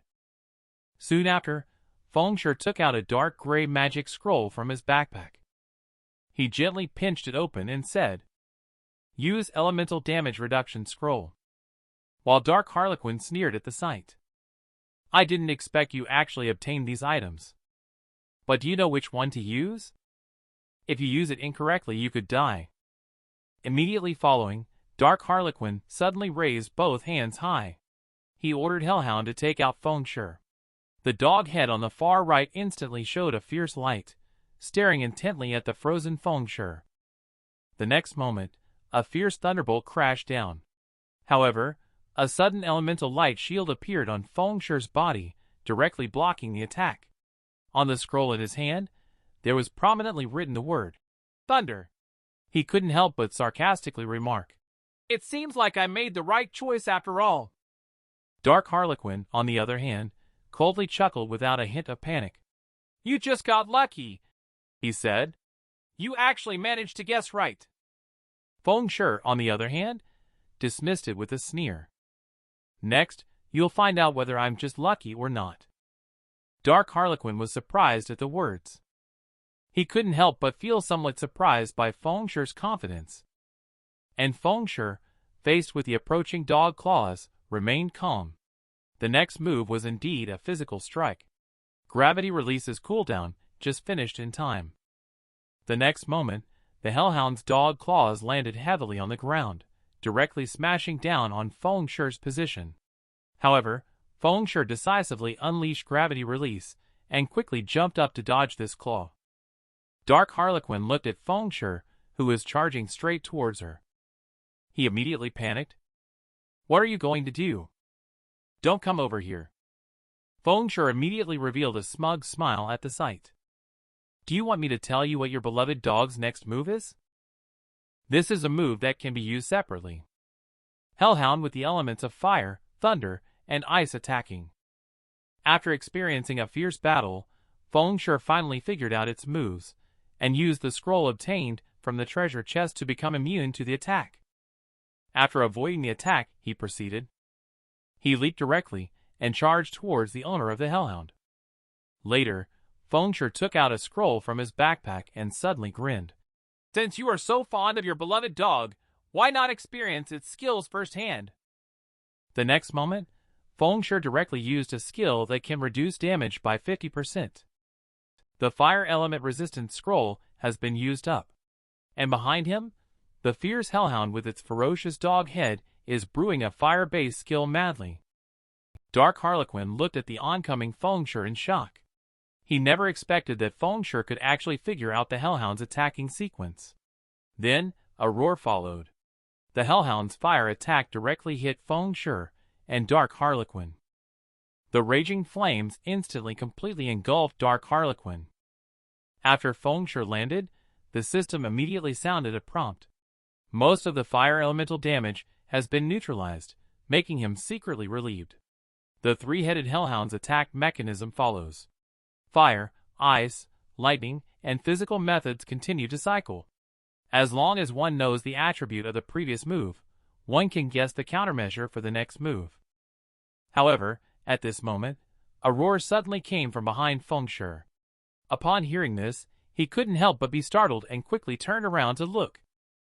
As he looked at the hellhound lying limp on the ground, showing a dispirited expression, he couldn't help but ponder silently. Without the command of its master, this guy had also lost its desire to attack. After removing the obstacles, Fengshe slowly walked towards the target item of this mission, the Heart of Titan. But obtaining the Heart of Titan is not easy. Either all energy will be consumed to break the protective barrier, or one must possess the key to unlock it. Fortunately, Fengshe has the key. He directly opened the protective barrier of the Heart of Titan. Suddenly, a dazzling light radiated from his hand. He directly put away the Heart of Titan. Immediately the system prompt sounded. Completing the unique quest Steel Shell Fortress rewards 1 Dark Iron Mark and Blackbeard's introduction letter. Obtain an advanced book of Fell Magic. Gain 100,000 XP. Reputation with Stonehammer Town reaches revered. Fengshe then looked at the unused equipment in his backpack, pondering quietly. These miscellaneous equipment, although excellent, are limited by level and cannot be used. It might be better to feed them to Abyss Dweller to enhance the strength of this legendary weapon. Fengshe then opened the upgrade system interface of Abyss Dweller, and let Abyss Dweller devour these weapons. Immediately after, Abyss Dweller suddenly let out a dragon roar. Flames emerged from the blade. The flames turned into a dragon head and directly bit on the weapon about to be swallowed. The dragon head devoured the weapon bite by bite. In the blink of an eye, those equipments were all swallowed up by the dragon's flames. All the essence flowed into the sword body of Abyss Dweller. Make Abyss Dweller no longer feel like a burning iron rod, faintly emanating a cold sharpness. The color of the sword body also becomes more simple, like a sword that has been sealed for many years. After Fengshe took hold of Abyss Dweller again, he immediately felt that Abyss Dweller was slightly heavier than before. Holding on to the hilt, he could feel a cooling sensation. He then swung the sword a few times. The air seemed to be cut like paper, making a tearing sound. In his heart, he couldn't help but exclaim, "What a good sword!" He felt that after this upgrade, the sword seemed to be more suited to him. He then checked the attributes of Abyss Dweller. Abyss Dweller. One-hand sword magic artifact. All attributes plus 14. Attack speed plus 5. 15% chance to deal double damage when attacking. All attributes reduced by 40%. For swordman class holders, all skill levels plus 2. Gain 2 points of free attributes for every level up. Items level 5 consume 10 level 10 bronze weapons, and 1 level 10 mystic iron weapon to upgrade to level 10 for evolution. Illusionary Strike instantly creates a duplicate with 50% of the original's attributes and all skills, lasting 35 seconds. Comes with skill 2, Abyssal Binding binds the enemy, preventing movement for 3 seconds. Comes with skill 3, Nine-Headed Dragon Slash. Instantly creates 9 illusions of Abyss Dweller swords for the holder's use. Each illusion sword deals 30% damage, lasting 24 seconds. Cooldown 5 minutes. This is a legendary magic artifact that can be upgraded by devouring equipment. The upgraded Abyss Dweller is equivalent to saying, it possesses the powerful destructive power of a two-handed weapon. It also possesses the agility and swiftness of a one-handed weapon. This is the terror of the magic artifact. After Fengshe completed the quest of the Heart of Titan, he returned to Maple Leaf Town. Once he returned to his original self, he couldn't help but ponder quietly. Previously, he had received an invitation from Snow Bai. She gave me 2 extra slots and asked me to bring along the strongest teammates to participate in the Battle of the Dark Moon Graveyard first done against the body-devouring serpent. At this moment, Kuriko saw Fengshe approaching and quickly shouted with Coke, "Feng, we are here!" Fengshe couldn't help but think to himself, "I chose to bring Sorcerer Kuriko and Protect Warrior Coke into the team. One is a magic class DPS and the other is a powerful tank, which just happens to make up for my weaknesses." Fengshe then took out all the equipment that the two of them could use. These equipment items were all obtained from looting boxes in the Moonlight Forest. Each attribute is excellent. Kuriko and Coke were immediately thrilled. "Feng, you are so generous. I can't wait to try them on now." Fengshe nodded in satisfaction. After all, this is Zero Wing's debut. Substandard equipment won't do. I have already sent the equipment to the others via email. Change into your new equipment and follow me on a trip. Dark Moon Graveyard in Shadow Moon Valley has countless gravestones standing near a rundown church. At night, there are always painful wails coming from the gravestones. This is the most famous place in Shadow Moon Valley because it is near Maple Leaf Town. It is the first 20-player dungeon to be opened. At this moment, Dark Moon Graveyard is crowded with people. For the guides of Maple Leaf Town, the importance of the 20-player dungeon is self-evident. The Willing League, ranked 5th in overall strength, has already arrived. In addition, Heaven Throne, ranked 4th in overall strength, has also arrived at the entrance of the dungeon with their elite guides. Compared to the previous 6-player dungeons, this is the dungeon that all guides are most concerned about because team dungeons are different from small group dungeons. Not only is the difficulty higher, but the dropped equipment and items are also better. Even the 3rd-ranked Assassin Alliance is full of confidence in attempting to clear the dungeon. This is because clearing a team dungeon is the only way to prove a guide's strength. In addition, next to each team dungeon portal, there is a huge honor board. The names of the first team and player to complete it will be recorded on it for others to admire. The 2nd-ranked Shadow, with its comprehensive strength, will also not be absent. In addition to the first done, honor, there is also a record for the shortest completion time reserved, set at 3 hours. Any team that completes the dungeon in less time than the record can leave their mark. However, this record is not permanent but temporary. It can be replaced anytime a team completes the dungeon in an even shorter time. The body-devouring serpent currently ranks 1st in overall strength. At this moment, Luna Zhao impatiently scanned the crowd but found that one person was still missing. The onlooker Little Gaggas looked at the leaders of the 5 guides and couldn't help but comment. All the leaders of the 5 guides have gathered. What a grand occasion this is. The equipment they have on them are all top-notch items among the top-notch. Later, the Little Gaggas saw that this group of elite players didn't make a move. They couldn't help but wonder, why haven't they started the quest yet? It seems like they are waiting for someone. After waiting for a long time, Luna Zhao asked in confusion. Little Aurora couldn't help but chuckle and said, "Definitely felt embarrassed to come after knowing. That's why she didn't dare to show up, right?" However, just at this moment, suddenly there was a swoosh sound behind Little Aurora. Several figures began to appear faintly at the same time. The Little Gaggas couldn't help but exclaim when they saw the situation. Are the big guys waiting for them? It's Big Brother Darkblade. I only saw Fengshe arrive late, accompanied by Kuriko and Coke, who were carrying new weapons. They slowly walked towards the body-devouring serpent. After the man upgraded his legendary demon sword, he is ready to go and participate in the realm's first team dungeon. Fengshe, who arrived late, came with the sorcerer Kuriko, who had changed her profession, and the defensive warrior Coke. They soon arrived at the gathering point in the Dark Moon Graveyard. Shadow's Little Gaggas Flame Tiger recognized Fengshe at a glance. He quickly whispered to Shadow's leader, "Brother Zhang was the one who harmed our brothers before." Louis Zhang raised his eyebrows at the sound, couldn't help but pay more attention to Feng Shi. He did not respond to Flame Tiger. Instead, he carefully observed Feng Shi and others while silently pondering. Zero Wing Studio. Dark Blade. Interesting. Flame Tiger saw Louis Zhang remaining silent. He hastened to continue speaking. Brother Zhang, seeing his disrespectful attitude toward Shadow Boss, cannot let him go. But Louis Zhang directly waved his hand to interrupt him.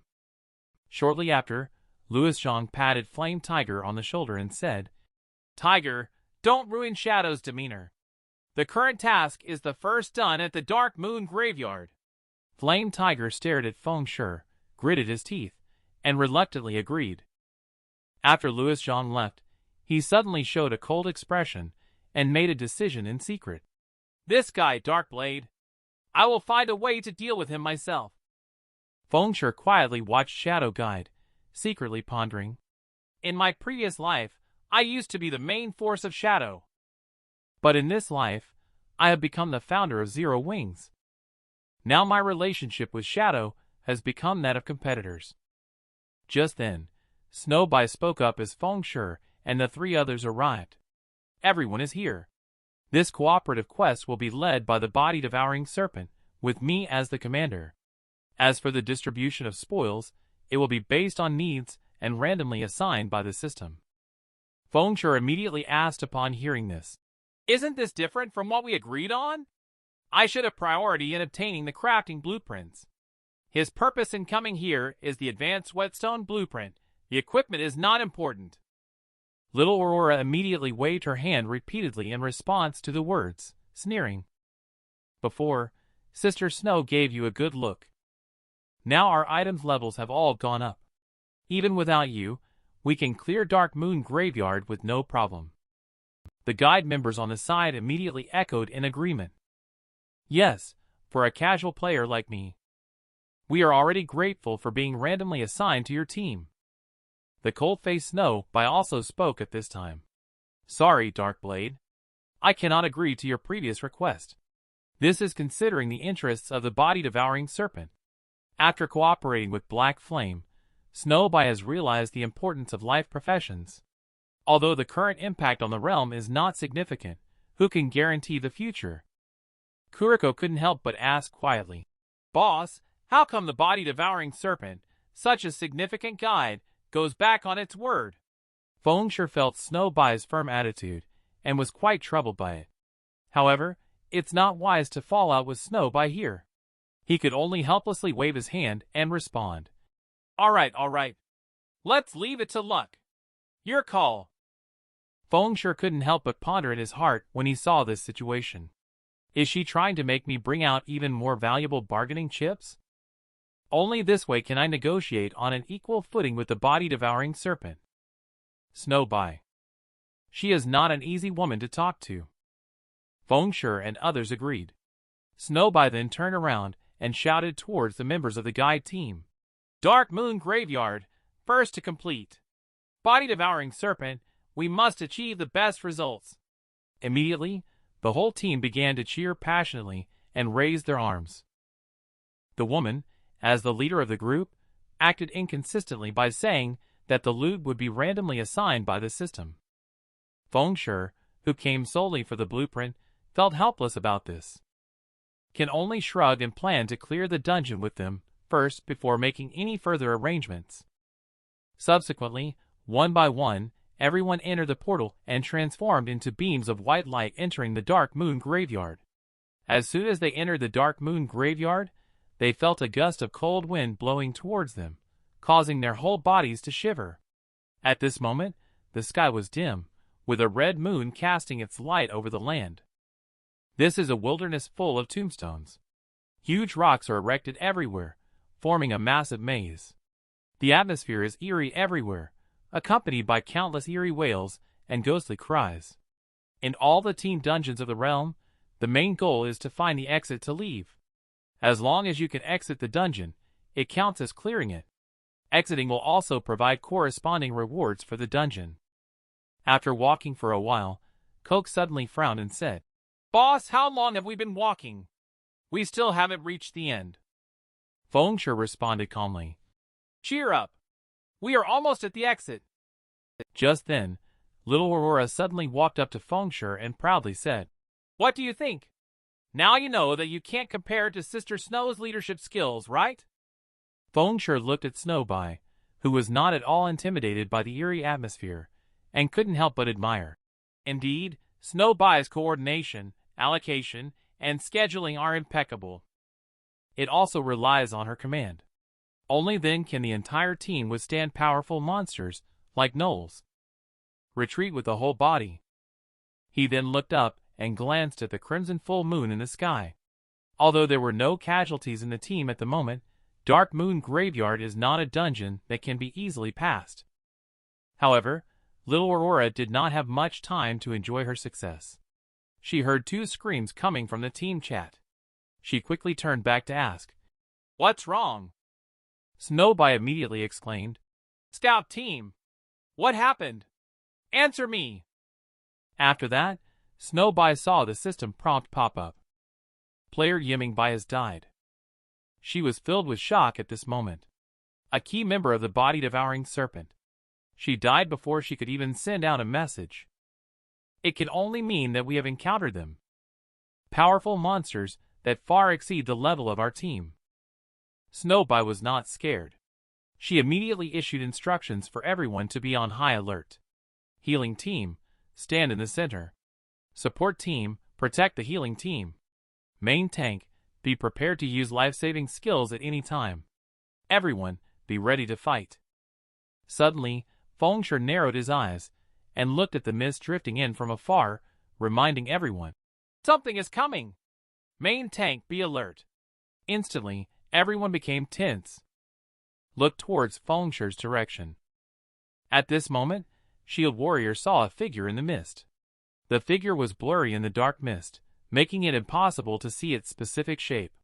All that was known was that this thing was slowly swaying its way over, moving step by step, like a snail crawling. As the distance closed in, the sound of ghostly cries and wolf howls grew louder. It was enough to make the onlooker's heart race with fear. Seeing the situation, Shield Warrior couldn't help but break out in a cold sweat. What the heck is this thing? As soon as Fengshe saw the figure about to leave the mist, he immediately shouted anxiously, "MT, activate your life-saving skill!" This is the first large-scale raid dungeon in the realm world. Fengshe's team is about to reach the exit and prepare to clear the instance. But there was a change. Knowing how powerful this suddenly appearing monster is, he immediately spoke up to remind the MT in the team to quickly use life-saving skills. Although the Shield Warrior didn't pay attention. However, Protection Paladin Coke has always believed in Fengshe's words. He took out his shield at the first moment. He also used the Protection Blessing set on himself. When Coke saw that the Shield Warrior beside him wasn't listening to Fengshe at all, he immediately shouted, "Hey! What are you standing there for? Use your skills!" However, just at that moment, suddenly, there was a swooshing sound in the mist.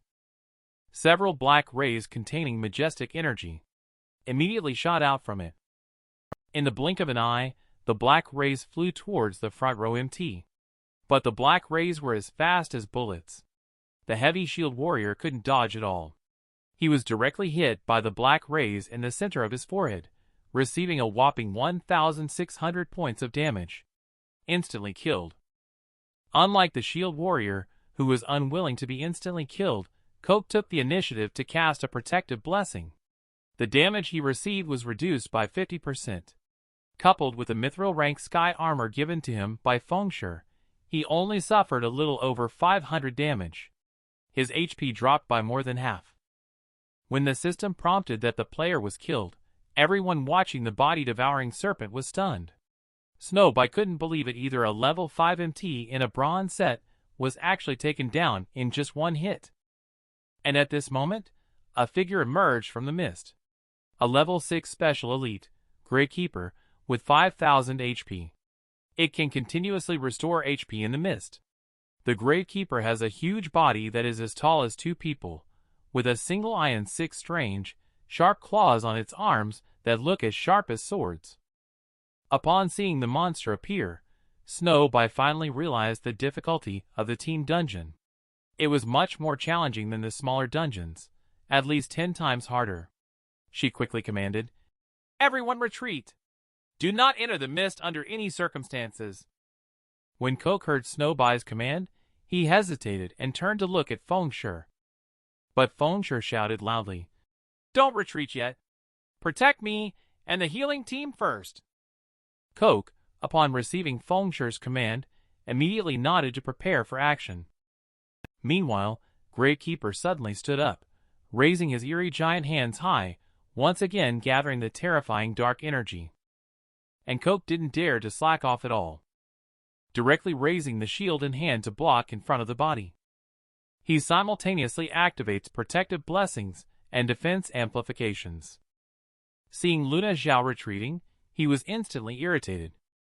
He actually only listens to Fengshe. Is the Snow Queen really less reliable than a Fengshe? He will be finished if he takes another hit to his HP. Snowbai couldn't help but feel a bit uncomfortable after seeing it. She still quickly spoke up for the sake of the overall situation. "Treatment team, help him restore HP." Little Aurora nodded quickly upon hearing this and raised the wand in her hand. She began to chant quickly, activating the healing skill Rejuvenation. At the same time, the dark light in the Gravekeeper's hand began to rapidly condense and compress. At the moment when the black sphere took shape, the black sphere shot out from its hand. The next moment, the black sphere containing terrifying energy fluctuations crashed to the ground. It hit Coke directly, instantly causing a violent roar in the field. The explosion engulfed Coke in flames in an instant. The flames quickly dissipated. Amidst the thick smoke and dust, the location of Coke could be vaguely seen, still exuding waves of elusive golden light. This is a special elite boss that can wipe out a large team on its own. But this man is facing the enemy alone to buy time for his teammates, only to see the black ball containing terrifying energy fluctuations falling to the ground with a bang. Suddenly, a violent roar erupted in the field as the smoke dispersed. At this moment, Coke couldn't even stand steadily anymore. He struggled to maintain the shield in his hand. He grinned at Fengshe and said, "Bong, I held on." Fengshe keenly seized the opportunity when the Gravekeeper stiffened. Suddenly, he leaped up from behind Coke. He picked up the Abyss Dweller in his hand and rushed straight towards the Gravekeeper while shouting loudly. Coke was working hard. Immediately, a sharp sound of breaking air rang out.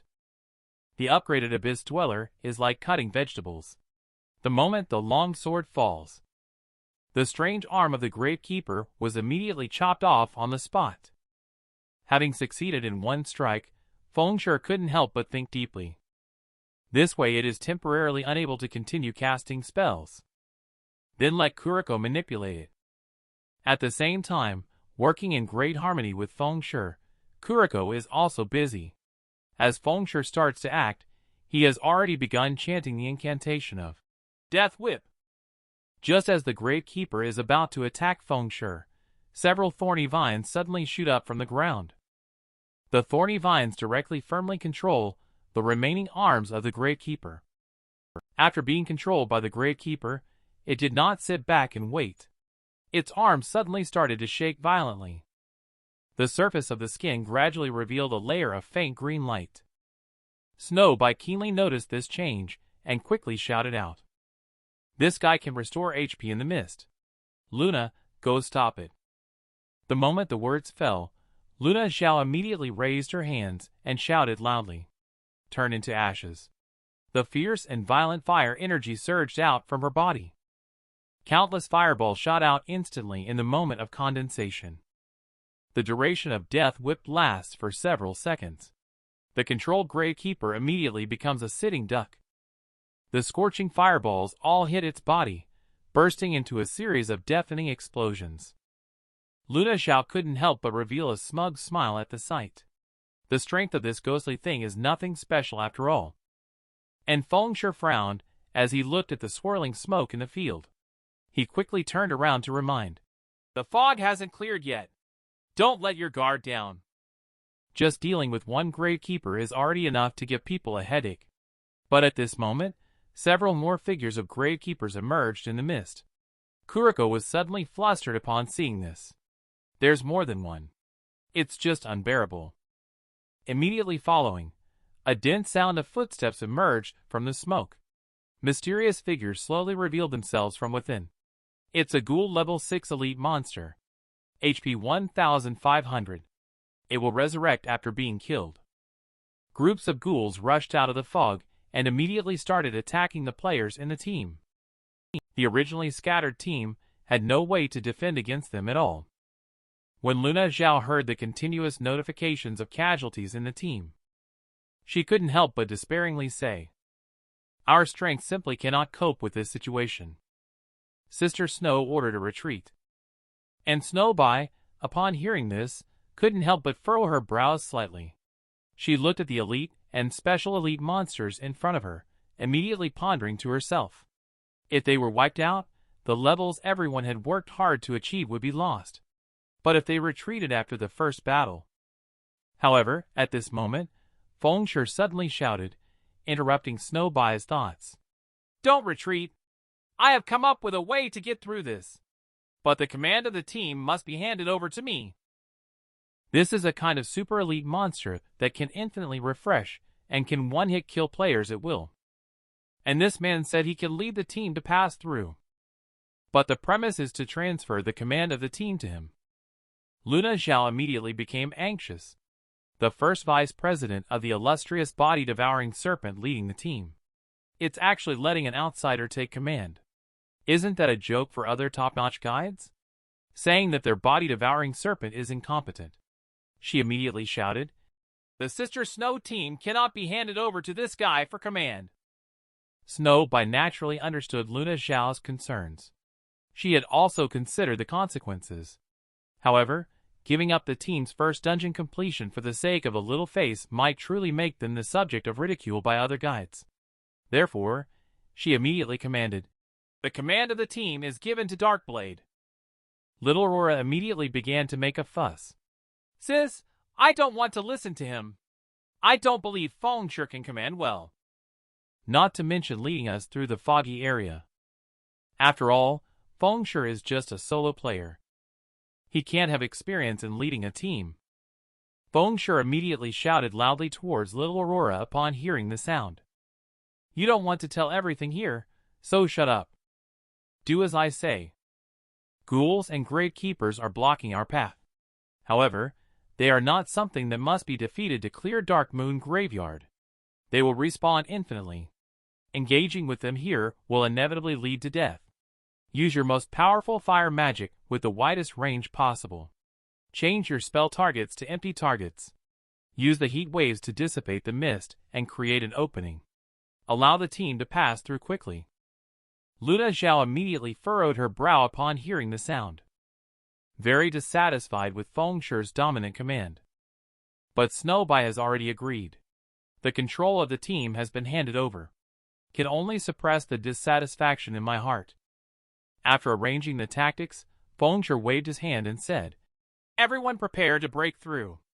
At the same time, he also activated the title of One Ride 1000. This improved the attributes of everyone, and their running speed also increased. Snowbye immediately began to reevaluate Fengshe's strength upon seeing the situation. She didn't expect that Fengshe not only had the title of improving team attributes, but also possessed such terrifying observation skills. She couldn't help but be secretly surprised. Such a simple and straightforward way to escape the class must be known only to someone who is well-versed in gaming strategies. Is he really a beta player? At the same time, Luna Zhao began to cast spells quickly. The blazing flames continued to surge in her hands. She suddenly exclaimed in anger, "Nonsense! You're still relying on my fire magic. Let me show you my ultimate move, Flame Storm." As soon as the words fell, Luna Zhao made a fierce wave with her hand. The ball of flames in her hand immediately shot out and exploded on the ground. The fire swept out like a sea, and the scorching flames instantly dispelled the mist in front of everyone. The flame surged into the sky and spread wildly. The engulfed ghouls were all instantly killed. The ghouls of Dark Moon Graveyard lived in this cold place all year round. They liked the cold and feared fire. Using fire-based magic attacks could multiply the damage several times. Just as the flame storm raged, Fengshe keenly seized the opportunity and shouted loudly. He took the lead and quickly sprinted towards the path opened up by the flames. Coke and Kuriko quickly followed suit upon seeing this. They have full trust in Fengshe. There will be no questioning of his judgment and orders whatsoever. And the rest of the crowd saw Fengshe start running, and one by one, they hurried to follow, disappearing into the mist. The visibility in the fog is very limited, only able to barely see a range of 5 yards around. If you don't keep up, you will fall behind in an instant. After a moment, when the duration of the flame storm ends, ghouls isolated by flames immediately start chasing the player at the back of the team. Little Gaggas was startled and exclaimed. Upon hearing the voice, Fengshe immediately shouted urgently, "Don't look back. Keep running with me." He knew well that there were countless monsters following closely behind. If they were to stop, it would only mean death. This is the first team dungeon opened by the realm. 3 hours have passed since the Dark Moon Graveyard opened. There is no information about any guide clearing the dungeon yet. However, there are many powerful guides who are constantly exploring and devising strategies. Just at this moment, a white light suddenly appeared at the entrance of the dungeon, slowly solidifying into a human figure. After Heartstabber was resurrected, with his body covered in scars, he accidentally knelt down heavily on the ground. Shortly after, a system prompt sounded. The dead player has been reborn. Forced to teleport outside the dungeon. Level has dropped to level 3. Heartstabber remembered the heart-pounding dungeon scene just now. He couldn't help but secretly complain. My team couldn't even pass the first scene. The difficulty of this game is just insane. At the same time, Kuriko, a sorcerer, is running for his life. However, the agility attribute of magic profession is generally low. Not long after he started running, the ghoul behind him has caught up. With a face full of horror, he couldn't help but shout as he fled. "Don't come any closer!" Right at this moment, suddenly a thud was heard. Kuriko stumbled under his feet. He was suddenly tripped by a stone on the ground. Kuriko quickly got up. When he saw the group of ghouls behind him about to pounce towards him, his face suddenly looked panicked. "I don't want to die, go back!" The next moment, the expected situation did not occur. Kuriko looked at the ghouls staying in the smoke, unable to hide his surprise. "What's going on? They didn't chase after me." At that moment, Fengshe suddenly walked up to Kuriko and explained, "Monsters won't leave their designated areas. We have escaped beyond their attack range. We are considered safe for now." Kuriko quickly grabbed Fengshe's outstretched hand and couldn't help but complain. "This is simply not meant for human beings." Fengshe just smiled faintly and said, "This is just an appetizer. The main course is yet to come." Fengshe turned around with a serious expression and said, "Look over here." And Kuriko, upon seeing the building blocking everyone's path, stopped. He immediately showed a surprised expression. In front of them appeared an underground tomb. This underground tomb is located in the center of the wilderness. It is also the unique exit of the Dark Moon Graveyard. The door of the tomb is carved with a terrifying, grim, and enormous skull. It can't help but make everyone's heart race. Luna Xiao beside took a glance at the tomb chamber. Suddenly, with a serious expression, she spoke. "Finally arrived at the tomb. We lost so many people." Fengshe, on the other hand, calmly replied, "What's wrong? Are you afraid?" Just as Fengshe was about to enter the tomb chamber, Snowbite suddenly spoke up. "Darkblade, please do not underestimate our guides." After a pause, she looked at Fengshe firmly and spoke again. "It is with the help of those sacrificed companions that we have made it this far. For them, we must continue to move forward." Fengshe nodded in response. "Well said. Let's go then." With that, he forcefully pushed open the heavy stone door and entered the tomb chamber first. After Fengshu's previous performance, Luna Zhao and the others also became more obedient. Closely following behind Fengshu, they entered the tomb chamber together and began to explore. After everyone entered the tomb, suddenly the dim hall underwent a drastic change. The extinguished candles around the room burst into flames, illuminating the whole hall. In the center of the hall stood a monstrous figure over 3 meters tall, clad in silver-gray armor, wielding a crimson-rune great sword. The intimidating monster stood still on the magic circle, emanating a terrifying aura. Everyone immediately used their observation skills to learn more about this monster fallen lord, named Pachirio, Lord level 6, with 120,000 HP. After seeing the details, their faces turned pale instantly, feeling deep fear. Even Snowby couldn't help but inhale sharply. 120,000 HP. Is it the final boss? Fengshu nodded in response. Yes. We can bypass the Gravekeeper and other enemies blocking the way. But you can't leave the dungeon without defeating the final boss. This is the most basic rule of the game, the realm. To leave the Dark Moon Graveyard, you must defeat him. Or die. Not to mention the terrifying HP. Just the words, Lord level, are enough to make players tremble. This represents that the monster is terrifying in a certain aspect. Players can only defeat him. Or die. Not to mention the terrifying HP, Lord level. Just these 3 words are enough to make players tremble. This represents that the monster is terrifying in some aspect. It could be power. Or simply the terrifying momentum exuded by the fallen lord. Snowby does not want to give up. Darkblade. I know you have special information. What are our odds of winning against this boss? After a moment of silence, Fengshu suddenly spoke with an unpleasant expression on his face. I'm sorry. There may be some issues with the information I have here. This is the final boss of the first team dungeon in the Realm world. It is also the most powerful boss currently accessible to players. Fengshu couldn't help but fall into contemplation as he looked at the Lord level boss. With level 6 HP 120,000, logically, Pachirio should not appear in this stage, right? He furrowed his brow tighter as he thought more. If it wasn't for a deviation in past memories, then it must be our group of pioneers. In the progress of the game, we are far ahead of the previous life. Therefore, some stage data has not been adjusted yet. Luna Zhao saw Fengshu silent and couldn't help but mutter with an unpleasant expression on her face. Finished?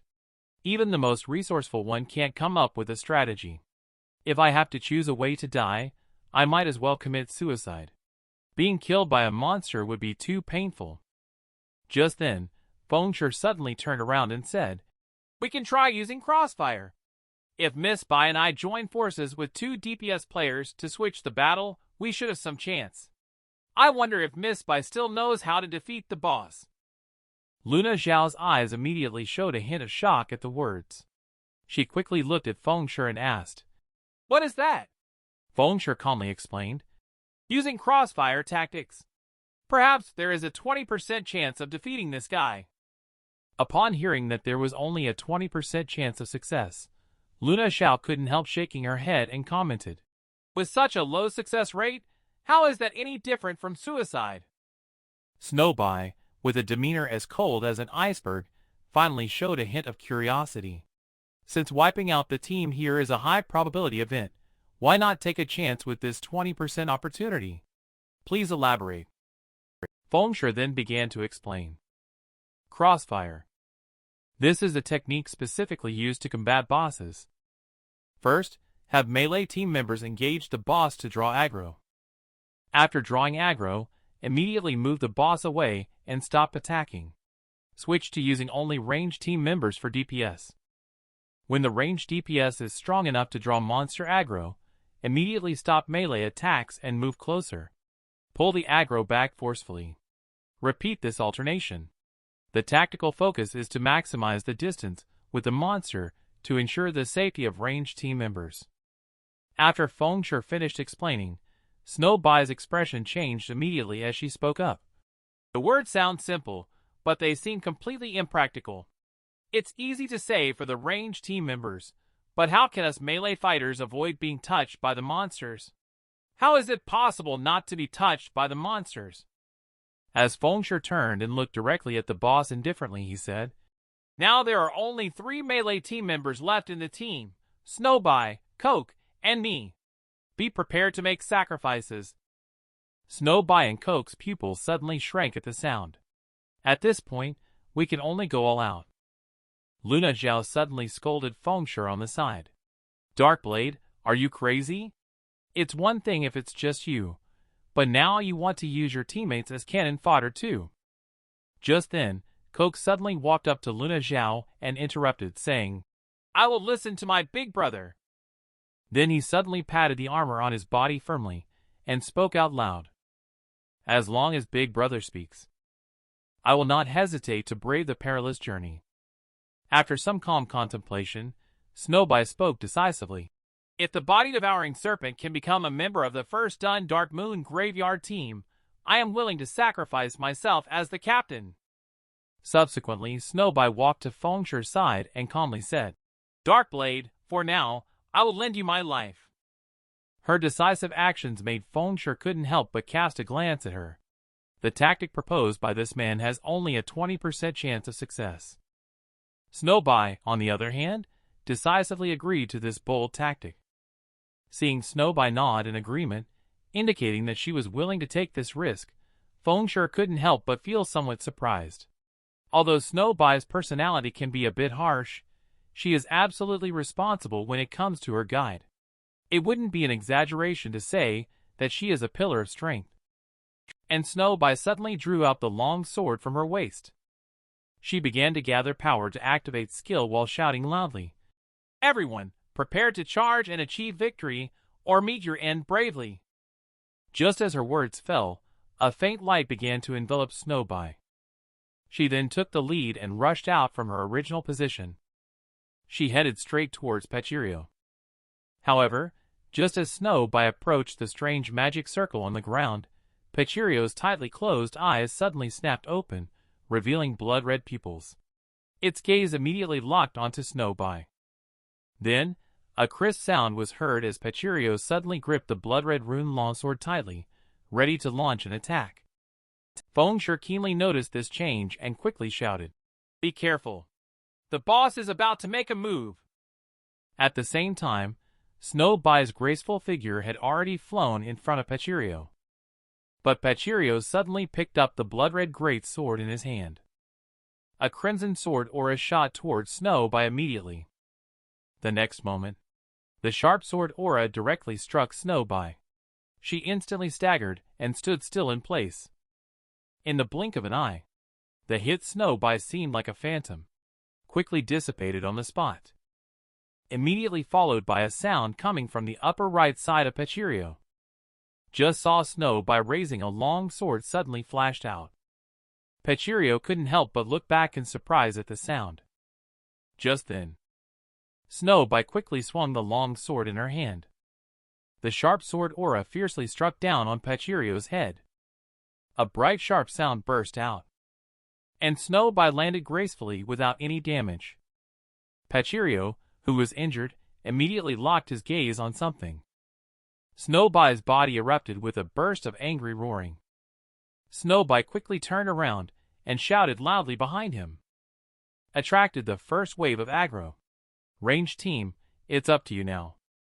As soon as the words fell, Kuriko, who had already started silently chanting his powerful skill, he suddenly plunged the staff in his hand into the ground. A burst of furious fire energy immediately surged out from his body. Immediately, a fierce pillar of fire suddenly shot up from the ground, engulfing Pachiro's massive body within it. The flames continued to scorch and strike against it. And Luna Zhao, seeing this, disdainfully said, "Are you trying to tickle him? Watch me." As soon as the words fell, Luna Zhao waved her big hand. A tremendously hot giant fireball suddenly smashed down from the sky. Having just regained mobility, Pachiro found himself once again engulfed in an even more ferocious flame storm. Kuriko couldn't help but exclaim as he felt the shockwave of the explosion. This should be quite tough for him now. And Luna Zhao, with a serious expression on her face, spoke up. This thing has 12,000 HP. We still have a long way to go. As soon as he finished speaking, Pachiro exerted force with his strong thighs. His massive body lifted the crimson great sword and burst out directly from the center of the explosion. Just as Pachiro was about to go after Kuriko and Luna Zhao, Feng Shi, who had been lurking nearby, finally made a move. He picked up the long sword in his hand and suddenly flashed out from behind Pachiro. The next moment, the long sword fell suddenly. Feng Shi's sword fiercely chopped down on Pachiro's heel. Immediately Pachiro staggered under his feet. The speed of running slowed down instantly. Feng Shi immediately spoke up, saying, I've debuffed him with a 50% reduction in speed with one stroke. Ranged group, get ready to dodge. However, at this moment, Pachiro suddenly vigorously lifted his injured foot. Kuriko, seeing this, couldn't help but ask, What is he trying to do? The next moment, Pachiro's large foot heavily landed on the ground. A majestic surge of energy immediately began churning underground. The entire area instantly shattered with a loud noise. Kuriko and Luna Zhao were caught off guard. They were immediately shaken by the impact, unable to even stand steadily, let alone run away. Immediately after that, Pachiro picked up the giant sword and started moving quickly, even though his speed was reduced by 50%. But Luna Zhao had already lost the opportunity to escape at this moment. Feng Shi saw the situation and immediately shouted at Luna Zhao. The boss is calling you out. Quickly move aside. While Kuriko and Luna Zhao were already enveloped by an inexplicable energy, Luna Zhao couldn't help but respond in despair. We can't move. We have been affected by his freezing debuff. This terrifying skeleton colossus with formidable combat power. It only takes a casual step to crush. Just two people hiding not far away were frantically rushing towards him. The magic-wielding masters of magic were forbidden to move by the crazily thrown skill, only to see Pachiro stepped out, causing the brick to shatter. He suddenly wielded the blood-red giant sword in his hand. He threw the big sword towards Kuriko and Luna Zhao. As the large sword spun closer, a deafening roar erupted immediately. A gust of wind swept through the entire hall. Luna Zhao, who was trapped, couldn't help but exclaim at the sight. I don't want to stay here. However, just at that moment, Feng Shi, who activated the gravity release, quickly rushed out from not far away. He directly stood in front of Luna Zhao. Feng Shi did not hesitate at all. He directly activates his only life-saving skill, Heaven-Defying Sword. With a wave of his large hand, several dazzling light swords suddenly appeared. Feng Shi's skill repelled the blood-red giant sword coming towards him, sending it bouncing away with terrifying force. The massive sword flipped through the air for over 10 meters before landing. At the moment when the giant sword landed, the stone brick instantly made a bursting sound. Soon after, there was a thud. Feng Shi's feet went soft, and he suddenly knelt down on the ground, only to see the light sword entwined around Feng Shi rapidly dissipating. And he knelt down on the ground, his whole face filled with pain. Although he managed to block the giant sword, he also suffered massive injuries. Coke and Kuriko quickly ran to Feng Shi's side when they saw the situation. They became increasingly worried. At this moment, Feng Shi's face was clearly showing pain and reluctance. Snowbai watched Feng Shi standing for a long time without getting up, and couldn't help but feel a moment of confusion. An ominous premonition suddenly rose in her heart. She immediately showed a look of disbelief. The first one to fall. Was it actually Darkblade? Although Feng Shi blocked that sword with the heaven-defying sword, he still had his health points depleted. He couldn't help but feel unwilling as he watched his body slowly dissipate. Is it going to end here? However, at this moment, little Aurora suddenly reached out and held Feng Shi's dissipating hand. At the same time, a faint green light appeared, enveloping the two of them, only to see little Aurora chanting inexplicable and mysterious spells with her mouth. Feng Shu's body immediately started to emanate a green light, and his HP began to visibly recover at an astonishing speed. Feeling his condition improving, Feng Shu couldn't help but express his surprise. "Little Aurora, what are you doing?" And after casting the spell, little Aurora finally looked up. She explained with a calm smile, "This is the resurrection magic that I just learned. Darkblade, big brother. You must not stay here." Feng Shu quickly stood up and thanked. "Little Aurora, thank goodness for you. The resurrection magic that can only be used once every 24 hours. Heaven is not forsaking me." At the same time, Pachirio had already walked to the blood-red giant sword, pulling the firmly embedded sword out of the ground. Feng Shu quickly spoke up to warn, "Watch your positioning. It has retrieved its weapon." As soon as the words fell, Coke suddenly struck his shield with the long sword in his hand. At the same time, he shouted loudly at Pachirio, "Hello. Come on over."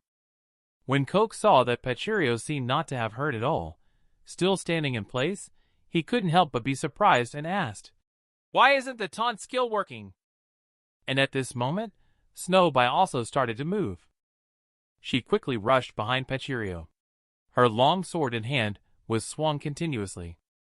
The sharp sword aura kept blasting onto Pachirio's back.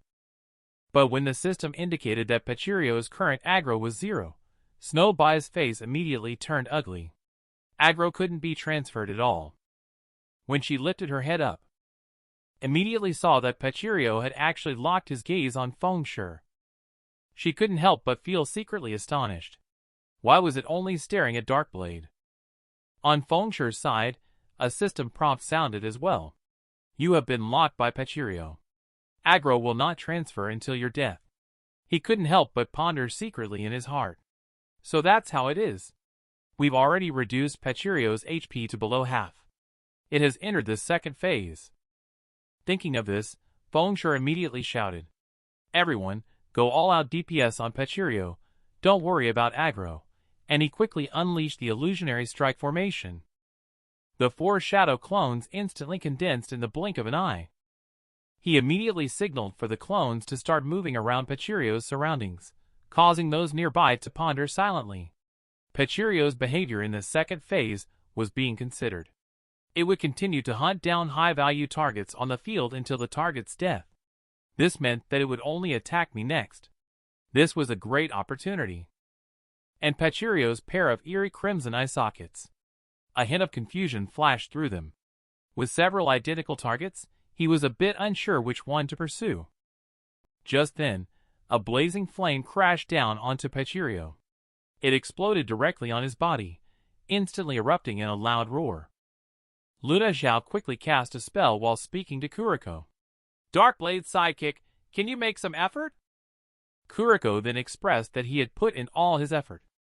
Snowbite and Coke were also not idle, continuously using their various skills and attacking Pachirio with melee attacks. Feng Shu stood not far away, manipulating shadow clones while quietly contemplating. Originally, Pachirio, who could only lock onto one person, is now being disrupted by 4 identical targets. The AI's nearest targeting principle causes it to continuously adjust its target to the nearest one. As long as my clones keep adjusting their proximity, the boss might even get stuck in place unable to move. Under Feng Shu's manipulation and everyone's siege, Pachirio is being beaten in a very helpless manner. Pachirio, who was brutally beaten, suddenly stood up straight. A sudden series of shockwaves began to rapidly spread out, and the shadow clone hovering not far from Pachirio was instantly blasted to pieces by this skill. Feng Shu's face immediately turned ugly upon seeing this. Here it comes. Pachirio's final stage. This man is facing a Lord-level boss. He relied on illusionary strike to directly reduce its health by half. However, just at that moment, Pachirio suddenly enters the final stage of frenzy. But under Feng Shu's command and continuous coordinated attacks, Pachirio is also being helplessly beaten. HP keeps decreasing, retreating step by step, unable to bring out true strength, always in a passive state. Fengshe suddenly reminded Snowby. In the final stage, Pachirio's reaction speed and desire to attack are much stronger than before. His Death Drain ability can restore 1/10 of his HP every time he kills a player. In other words, if someone is killed by him, all our efforts will be in vain. Upon hearing this, Snowby's face instantly turned ugly. Then it has to be done in a way that doesn't kill anyone at all. We are entering the final stage. Later, Fengshe shouted in the team chat. Stop DPS immediately. Do not heal. Do not pull aggro. Snowby also ordered that all members of the body-devouring serpent retreat outside the boss battle circle. No one is allowed to enter the battle. Luna Xiao immediately waved her hand and said, Everyone step back. Execute the guild master's command. Quickly, except for Fengshe and Snowby, all the other players retreated outside the battlefield. The team battle turned into a duel between the two of them and the boss with low health. Meanwhile, Pachirio's blood-red giant sword in his hand started swinging wildly. The blood-red great sword was like a tornado, engulfing everything. Anything touched by it turned into ashes. And Fengshe, with a foresight-like prediction, agilely moved to avoid it. After dodging the attack, Fengshe immediately raised the Abyss Dweller in his hand and shouted, I have experienced your attack routine many times. As soon as the words fell, Fengshe suddenly swung a storm flash. 3 lightning bolts struck directly at Pachirio, causing a total of over 600 points of damage. Injured Pachirio immediately targeted Fengshe. Snowby, who was waiting for an opportunity, swiftly picked up the long sword and flashed behind Pachirio. Immediately after, Snowby forcefully stomped her foot. She leaped up directly, and Pachirio's aggro was steadily held by Fengshe. It did not notice that the long sword had been picked up. Attacked Snowby behind itself. Snowby then fiercely stabbed with the long sword in hand. The attack landed on a gap in Chirio's armor around the neck, causing a high damage of 608 points. Pachirio was continuously hit. Its footing staggered immediately. It stabilized itself after regaining balance. It immediately reached out to grab at Snowby. The next moment, Pachirio's big hand quickly grabbed Snowby's willow waist, while Snowby couldn't help but frown slightly. I didn't expect Pachirio to actually change its attack style. Immediately followed by a bang sound, Pachirio exerted force with its hand. It violently slammed Snowby onto the ground, and Snowby hadn't had a chance to get up yet. But what greeted her was Pachirio's giant foot coming towards her face. However, at that moment, Fengshe decisively raised his hand and used the gravity release skill. Suddenly, a miniature vortex void appeared in his hand. Immediately, Snowby felt her whole body lighten. The gravity release skill was bestowed upon her. The next moment, Pachirio's huge foot thundered down, and Snowby, under the blessing of gravity release, narrowly avoided this terrifying stomp. After Fengshe unleashed the skill, he immediately started charging to take over the boss.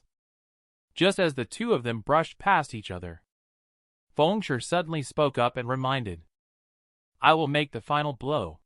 You step back. This woman attracted the attention of the boss, while her teammates drew aggro.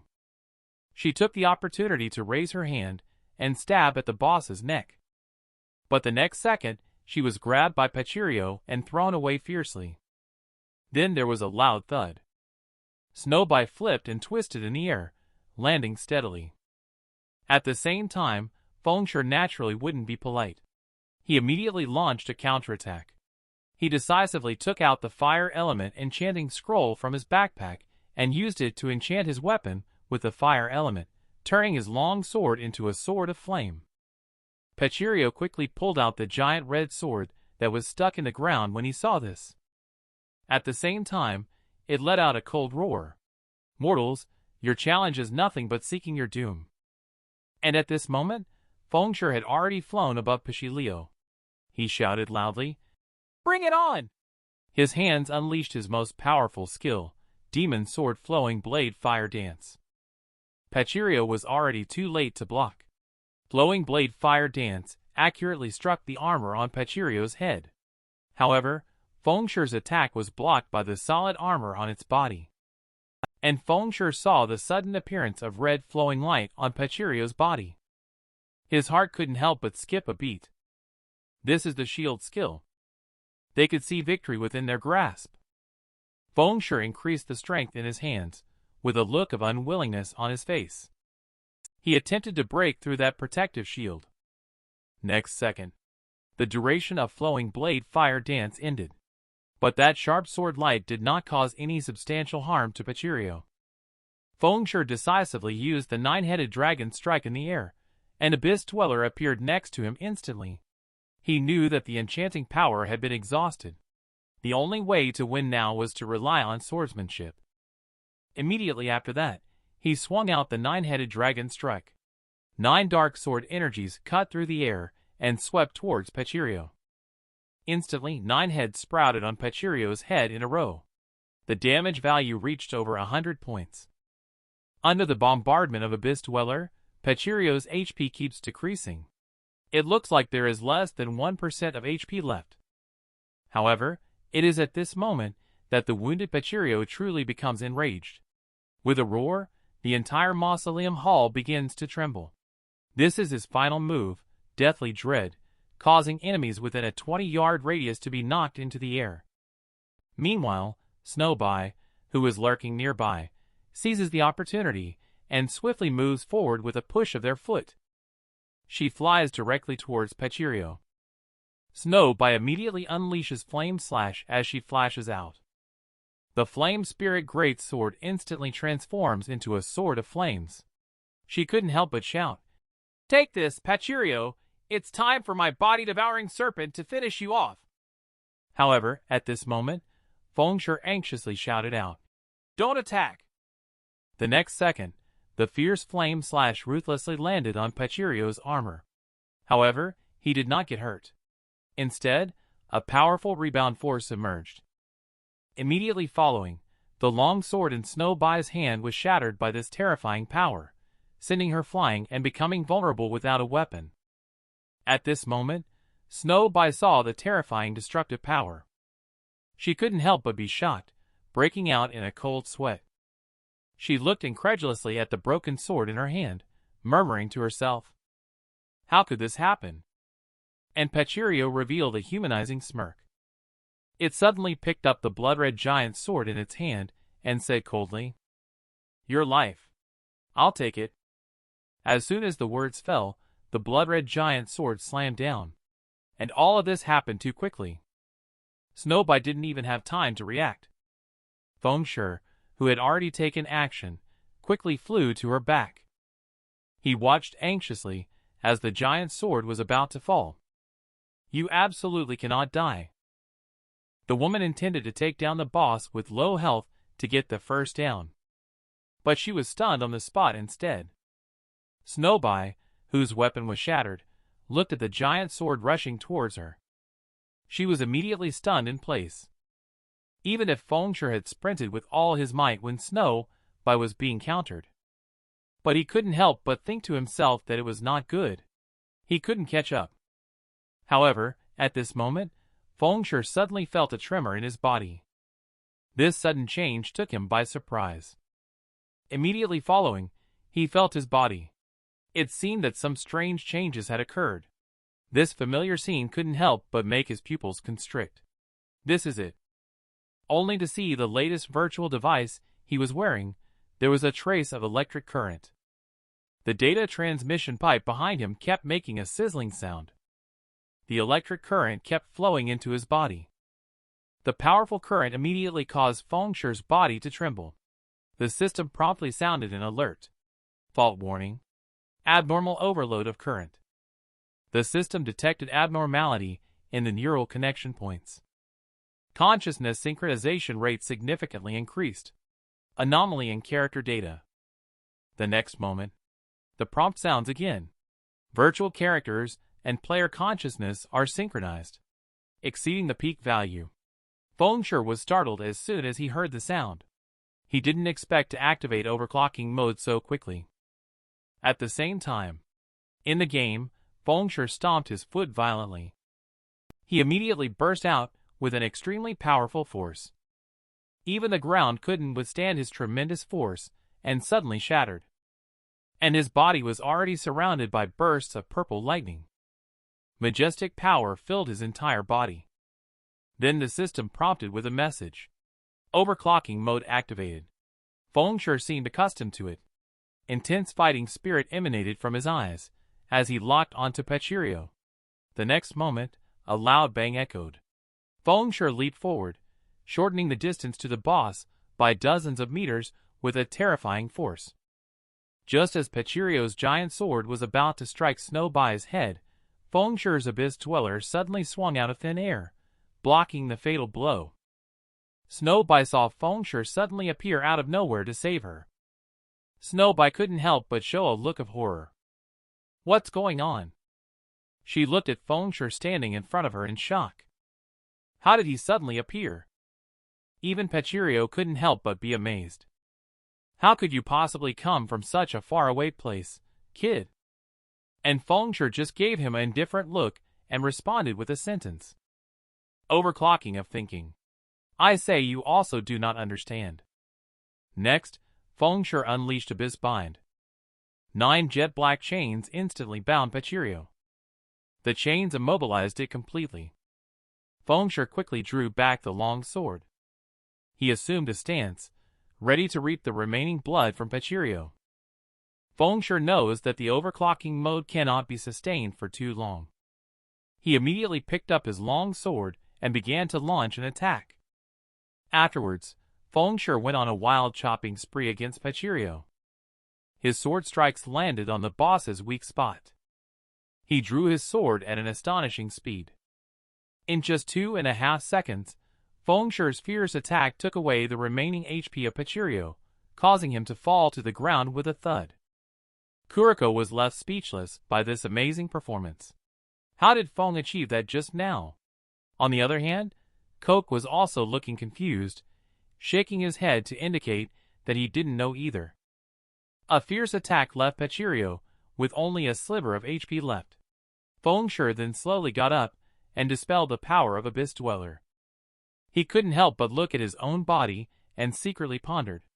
Overclocking would cause synchronous damage to players in the real world. Therefore, it was early disabled by the game developers. But it should be because I used the latest equipment that I accidentally entered overclocking mode. Just then, a resentful voice suddenly came from Pachiro. Damn it. What is the cost of your sudden enhancement? And Fengshe walked over indifferently, responding beside him. Both the in-game character and the actual person will suffer the same injuries. If the in-game character dies, the player in reality will also suffer brain death. But let me say this. This price is simply too light. He couldn't help but recall everything he had dedicated to Shadow back then. Then, he was forced to terminate the contract.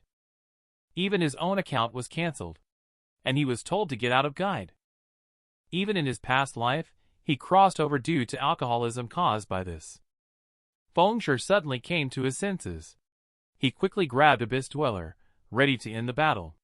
In this life, no matter what the cost, he must become stronger. The next second, Abyss Dweller turned into a lightning bolt, slashing at Pachiro's neck, directly beheading his skull with one sword strike, instantly completing the kill. Shortly after, the system prompt sounded. Player Darkblade killed Pachiro. Player Darkblade received the reward for killing the legendary boss Pachiro, one ancient king of the Sacred Land treasure chest. After solving the boss, everyone walked into the teleportation array one by one.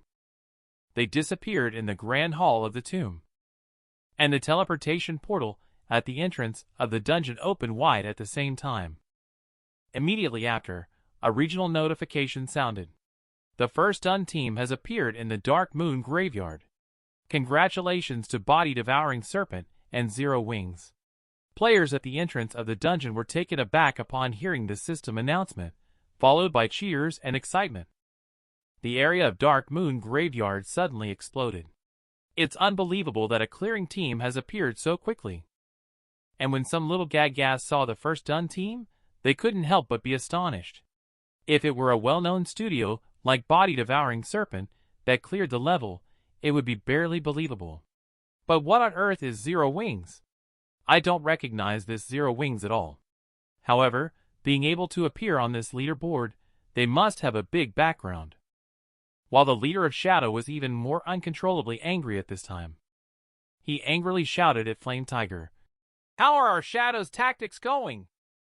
It seems like we are still stuck at the first level. We are currently urgently preparing to bring in backup personnel." Shadow immediately stretched out his hand after listening, pushing Flame Tiger away angrily. "Get out of my way," he said. Then he left with a face full of unwillingness, gritting his teeth. He only left behind a sentence. "You guys are really a bunch of useless people." The man triggered the overclocked game mode unexpectedly at the final stage of conquering the dungeon. He experienced a significant boost in cognitive processing due to overclocking. Pachirio, who was already low on health, became a target and was instantly killed by him on the spot. After successfully taking down Pachirio, Fengshi's level immediately rose to level 7. Shortly afterwards, a system prompt sounded. The final boss Pachirio of the Dark Moon Graveyard has been defeated. Congratulations on completing the level. The portal will open nearby soon. Players, please collect the loot in an orderly manner and leave. At this point, everyone else was so shocked that they couldn't say a word. Being able to defeat the critically wounded Pachirio in such a state, they were at a loss as to how it was accomplished. When Kuriko and Coke regained their composure from the shock, they couldn't help but look at Fengshi with a revered expression. They actually won. The two of them instantly exploded with excitement. "Feng, you're too amazing. Being able to defeat the boss like that. You're truly my idol. We can make history together." Just because it means they will be permanently listed on the glory board. In the future, any players entering the Dark Moon Graveyard will see their names, admired by others. It's hard not to become famous. Luna Xiao couldn't help but walk happily towards Snow by shouting at the same time, "Sister Snow, we have cleared the Dark Moon Graveyard." Snowby, who had just recovered from the shock of almost losing her life to the giant sword, was not as excited as others about clearing the dungeon. Snowby couldn't help but tilt her head, using those beautiful eyes to appraise Fengshi's figure from behind. She found Darkblade to be truly mysterious. His previous command felt like that of a seasoned general, with every order being precise. Even the team leaders, who often lead dungeon raids, from the guides were no match. It was simply incredible. Just then, Fengshi suddenly turned around and asked Snowby, "Who will open the box?" And Snowby simply waved her hand and said, "Since you are the expert in extreme counterkilling, you can open the Pachirio box." Fengshi wasted no time upon hearing this. He directly kicked open the box and nodded in response. "Then I will obey your command." As the box opened, suddenly a floor full of equipment fell out. Everyone saw these dropped items and eagerly gazed at them. After glancing at the pile of equipment, Kuriko couldn't help but exclaim, "All these things are items dropped by the boss of the Dark Moon Graveyard, and each one is invaluable. There are also 2 mithril rank weapons among them. The Rune Sword is a 2-handed sword with a level requirement of 30 strength. It has an attack power of 45, stamina plus 9, a 10% chance to cause the heavy strike effect when attacking, and a 10% penetration effect. Rune Shield is a mithril rank item at level 5 with a strength requirement of 23. It provides a defense of 69, defense rate of 35%, strength plus 6, stamina plus 10, and comes with a resilient shield skill that reduces incoming positive damage by 30% for 10 seconds. After Snowby finished counting the spoils of war, she spoke up. "For those who have a need for the equipment, please roll within the team. The highest roller will obtain it." Upon seeing the attributes of these equipment, everyone was shocked. Each piece of equipment was of the finest quality. The little Gagas couldn't help but exclaim when they saw the rune sword and the rune shield. Wow, these equipment are truly top-tier items. They are now available for sale, with a minimum value of at least 80 silver. However, at this stage, no player would be foolish enough to sell them. They will certainly keep them for themselves. Just then, Snowbye suddenly picked up a glowing scroll and spoke to Feng Shi. Take the equipment you have your eye on. It's what you deserve. Upon hearing this, Feng Shi started looking around in all directions. It seemed he wasn't interested in the mithril rank equipment. Seeing this, Snowbye couldn't help but feel puzzled. After a while, Snowbye finally spoke up and asked, Darkblade, are you dissatisfied with the drops? And Feng Shi immediately shook his head, then pointed to the nearby broken sword that was glowing with a red light and said, I just want this blade of ashen blaze. Luna Zhao couldn't help but sound a little puzzled. Items that emit red light are cursed junk equipment. No one dares to touch them. Even if they drop, no one wants them. There are so many good equipment options. Why do you choose this one in particular? But Snowbye suddenly interrupted cheerfully. If you ask me, not only this blade of ashen blaze, but also high-level blueprints, materials, equipment, and everything else can all be given to you, even if you don't ask. Feng Shi couldn't help but raise an eyebrow with a hint of playful smile at the words. How come you suddenly became so generous? While Snowbye secretly decided in his heart, I must pull Darkblade into the body-devouring serpent. I need to first get closer to Darkblade. Then Snowbye took out the blueprint and spoke. The same old words. I hope you join the body-devouring serpent and give up your zero-wing studio. Join us wholeheartedly. Our relationship will no longer be just cooperation. And Feng Shi quickly put the spoils into his pocket. Then he smiled satisfactorily. I accept your kindness. Snowbye immediately revealed a smug expression upon seeing the situation. She secretly felt happy. Very good. Darkblade finally agrees to join us, guide. With Darkblade joining us, the body-devouring serpent is almost guaranteed to become the strongest guide in the realm. But at this moment, Feng Shi suddenly waved his hand indifferently and said, However, the matter of you wanting me to join the body-devouring serpent, I must refuse. As soon as the words fell, Luna Zhao immediately pointed angrily at Feng Shi and shouted, You have clearly gained benefits. How can you still shamelessly refuse? Upon hearing this, Feng Shi chuckled happily, then spoke again. The reason for my refusal is very simple. Then Feng Shi spread out his hands, showing a firm expression. Because I already have my own partners. I can't let them down, he said. Upon hearing this, Snowbye immediately turned to Kuriko and said gently, All right, Darkblade. What if I let your partner Yi join the body-devouring serpent? Feng Shi, on the other hand, showed a playful expression, glanced at Kuriko and said, Then you can ask them yourself. Kuriko immediately started to restrain the restless heart and said, If I could directly enter the world's top guide body-devouring serpent, I would naturally be very happy. However, I am Feng's person. I will stick to my original intention and grow with Zero Wing Studio from scratch.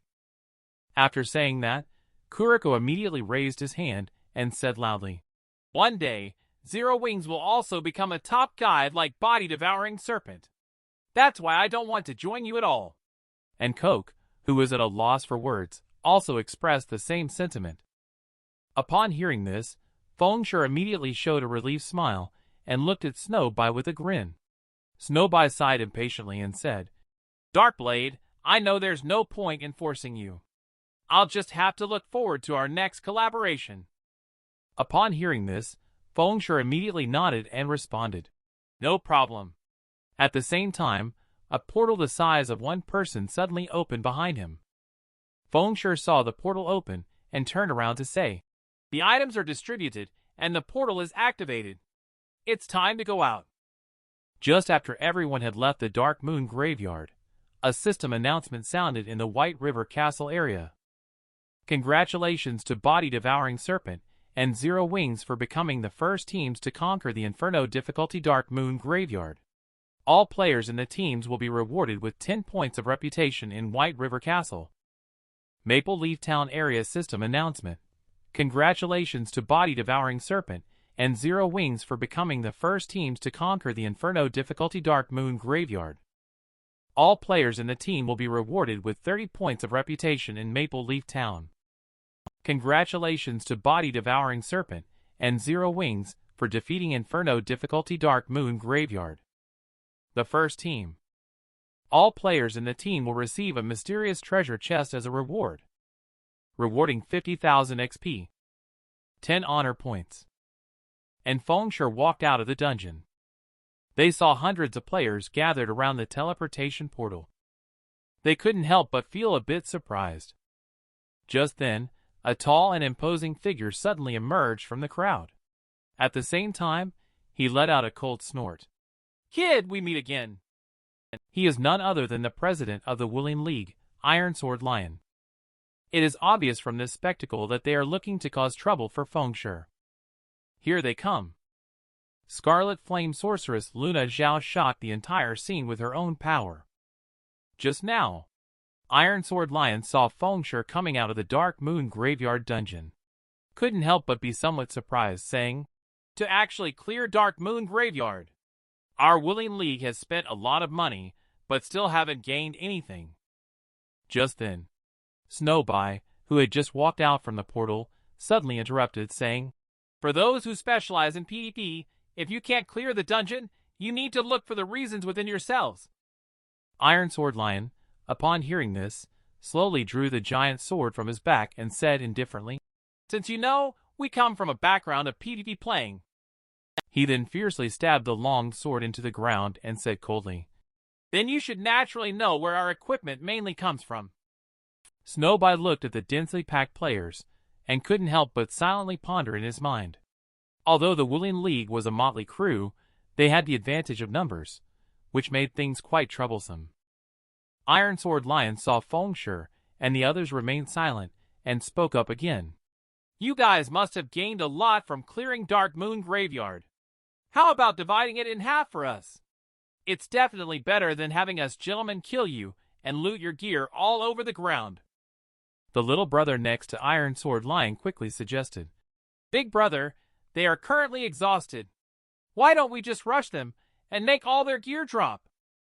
Iron Sword Lion shook his head, then stared at Fengshe and said firmly, "Getting the gear is secondary." Immediately, he fiercely pointed at Fengshe and shouted loudly, "Today, the main target is you, kid. Darkblade." Iron Sword Lion glared at you with eyes as big as copper bells, full of resentment. He sneered and said, "Kid, you better strip down to your underwear today and give me everything." Fengshe remained calm as he looked around. Then, he quietly signaled Snowby, "Miss Spy, let's go through the woods behind us. They have a lot of people and are PvP experts. Just avoid getting surrounded and killed by them." Iron Sword Lion saw Fengshe whispering there, and immediately understood his intention. He approached quickly and sneered, "Trying to run? There's no way out." At that moment, Fengshe suddenly rushed towards Iron Sword Lion. Fengshe interrupted his nonsense. People from the Willing League were surprised to see Fengshe approaching them. Fengshe, with a smile on his face, spoke as he walked, "Are you interested in my equipment?" Just as Fengshe walked up to a few meters away from Iron Sword Lion, he suddenly stopped and taunted, "If you have the guts, come and get it." Iron Sword Lion saw more than 100 people facing him, yet he still dared to act so arrogantly. He immediately drew his long sword and shouted, "Damn, you still dare to be arrogant? This is not a town. There are no guards to help you. Everyone, be in combat mode." As soon as the words fell, the over 130 people brought by Iron Sword Lion began to pick up their weapons one after another. Although most of them are around level 3 players with extremely poor equipment, only over 30 people have reached level 5. Kuriko immediately pulled out his magic staff upon seeing this, getting ready with excitement. "Do you want to fight? It's a perfect opportunity to test the power of my new equipment." Luna Xiao couldn't help but frown at the sight and commented, "What is Darkblade thinking? Actually battling with a PvP guide." Snow Bai also directly drew her long sword and said coldly, "They dare to have designs on our body-devouring serpent. They will pay the price." Iron Sword Lion dares to threaten himself at the sight of a woman. He immediately began to charge and scolded, "Nasty woman, go away. I don't care what your body-devouring serpent is. If you want to help this kid, I will deal with you together." Hundreds of people immediately rushed towards Feng Shi. Iron Sword Lion took the lead, charging towards Feng Shi. His huge sword was already eagerly thirsty. Only by drinking Feng Shi's blood could it be satisfied. The next moment, the huge sword in Iron Sword Lion's hand fell to the ground with a loud bang. But Feng Shi's reaction was very quick. He leaped up and dodged this wave of attacks in an instant. He hadn't waited for Iron Sword Lion to react yet. Feng Shi twisted in the air. He exerted force under his feet and kicked Iron Sword Lion away in one go. Iron Sword Lion, caught off guard by the kick, couldn't help but be secretly surprised in his heart. How could this kid be so fast? Then Feng Shi took out the weapon from the backpack, turned around decisively and ordered, "Everyone, enter the forest. Do not get entangled too much." As soon as the words fell, Kuriko and the others immediately turned around and withdrew. But Snow Bai ignored Feng Shi's shout. She dashed straight towards Iron Sword Lion. Both sides have not approached yet. The opponent's magic is already blasting over, and the target is conspicuously locked onto Little Aurora, the healer. Just at this critical moment, Lonely-ass Snow, who has switched his birds for cannons, arrives just in time. He quickly raises the rune shield to activate the skill Resilient Shield. The magic then crashed down heavily, directly smashing onto the rune shield. However, it did not break his defense. He successfully saved Little Aurora. Watching as 1/3 of their HP was depleted, Lonely-ass Snow couldn't help but be secretly surprised. It turns out that PP talents really do pack a punch. If only Coke were here. After all, he is the tankiest protection paladin. When Little Aurora snapped out of it, she quickly cast Healing Touch on Lonely-ass Snow. Instantly, their HP was topped up. Little Gag Gas was almost speechless at the sight. This damn magic defense is just too strong. At the same time, Scarlet Flame Sorceress Luna Zhao finally unleashed the terror of the sorceress at this moment. She had just finished drawing the final spell in her hand. The terrifying Grand Fire Burst had already taken shape in her hands. Next, Luna Zhao waved her hand. The Grand Fire Burst immediately exploded towards the Willing League and others. A group of Little Gag Gas felt the scorching heat of the fire. They were suddenly stunned and stood still on the spot. The next moment, Grand Fire Burst landed with a bang. The entire area was instantly engulfed in flames. The low-level Little Gag Gas were killed on the spot. Iron Sword Lion felt the continuous heat wave coming from behind him. He couldn't help but shudder. Why is this woman so strong? He quickly stabilized his mind and continued to charge forward. At the same time, he ordered, "Don't panic, everyone. Keep charging. We have more people. Overwhelm them. Assassin, flank and kill the healers." However, Luna Zhao, who was already preparing other skills, remained unfazed. Instead, she shouted towards the crowd, "Daring to wage war against our body-devouring serpent. Simply ignorant of one's own limitations. Prepare to die." Upon finishing her incantation for Flame Dragon's Roar, Luna Zhao swiftly rotated her wand towards the members of the Willing League. Countless fire elements gathered in the magic circle and erupted fiercely. In the blink of an eye, they converged into a massive fire dragon. The Willing League's MT, who had just charged towards Luna Zhao, was immediately devoured by the fire dragon. Several Willing League MTs, who were left with low health, they were instantly taken out by the skill Flame Dragon's Roar, causing multiple terrible howls of pain to erupt. At the same time, Iron Sword Lion watched as notification boxes kept popping up in front of him. He couldn't help but take a deep breath in shock. When he saw the notification that Protection Paladin Black Samurai had died, he couldn't help but shudder. Damn. Our Willing League's chief main tank was actually one shot. How high is that woman's damage anyway? And Luna Zhao couldn't help but breathe out a sigh of relief after using her ultimate move. Then she opened her mouth again towards Iron Sword Lion and others, saying, "What a group of fools who won't shed a tear until they see the coffin."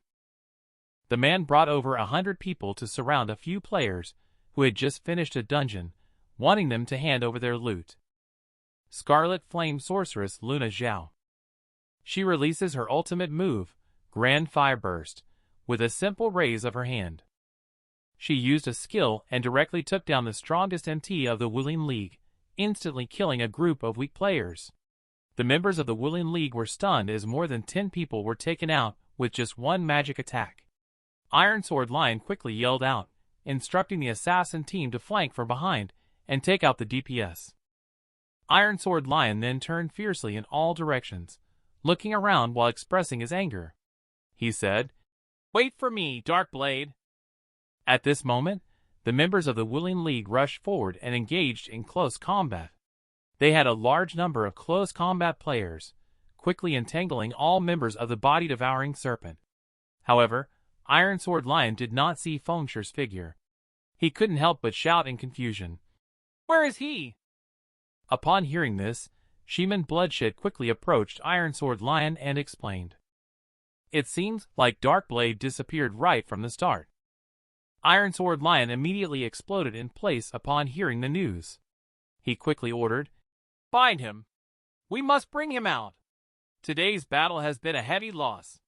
Everything is because of Fengshi. Iron Sword Lion will definitely not let Fengshi off easily." Meanwhile, in the place with the most Willing League players, a series of flames kept descending, instantly taking away more than 10 people. At this moment, Luna Zhao finally unleashed the terror of the sorceress. Just at that moment, the assassin of the Willing League had silently sneaked past from behind. However, Luna Zhao, unaware, angrily exclaimed, "Damn it! These villains are impossible to kill no matter how many times I kill them." Just then, little Gag-Gas, sneaking up behind her, suddenly whispered slyly, "The famous Scarlet Flame Sorceress will fall under my blade today." Another little Gag-Gas immediately interrupted, "You step aside.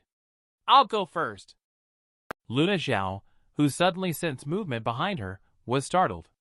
"There's an ambush." She immediately turned around and shouted at the two little Gag-Gas. A fierce burst flame instantly began to condense rapidly in her hand. But the next second, a prompt suddenly popped up indicating that the skill was cooling down. The newly condensed flame also dispersed instantly. Luna Zhao couldn't help but think to herself, "This is not good. DPS can't keep up." The two little Gag-Gas immediately knew that Luna Zhao's skill had entered the cooldown state. The two quickly approached and laughed at the same time, saying, "You obediently face your death." But just then, a sharp blade suddenly appeared and struck them. The masked little Gag-Gas suddenly exclaimed, "How come your health bar is empty?" The other little Gag-Gas beside him couldn't help but express surprise, saying, "Aren't you the same?" Then the two little Gag-Gas quickly turned into data and dispersed on the spot. And the one who just took action to rescue them turned out to be Fengshi wielding two swords. Watching as Fengshi transformed into a gust of wind and swept in to help resolve the crisis, Luna Zhao couldn't help but be dazzled and exclaimed, "Darkblade!" As soon as the words fell, another gust of wind swept up beside Luna Zhao once again. Fengshi wasted no time. Instead, he immediately started running and wandering through the battlefield again.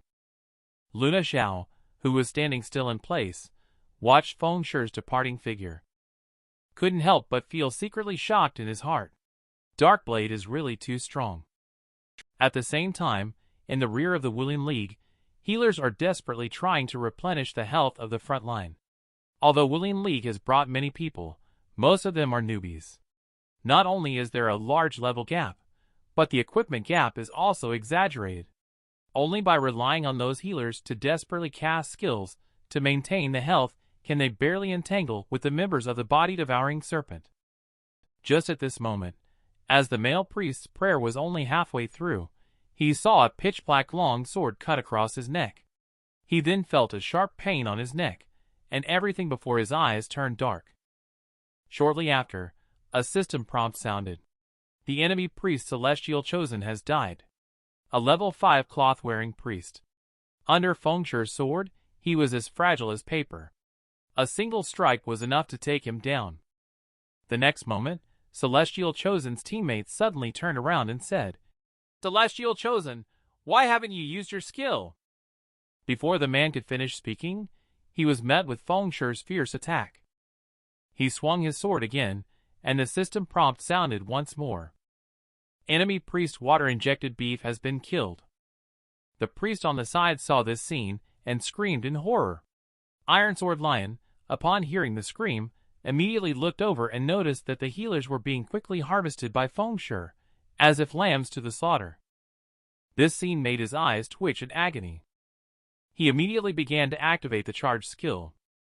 At the same time, he let out a thunderous roar. Dark Blade All. As soon as the words fell, a giant bull phantom appeared on Iron Sword Lion's body. His eyes were bloodshot at this moment. He unleashed a bull charge and headed straight towards Fengshi. All healers are dead.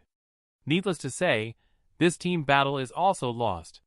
And all of this was caused by Fengshi.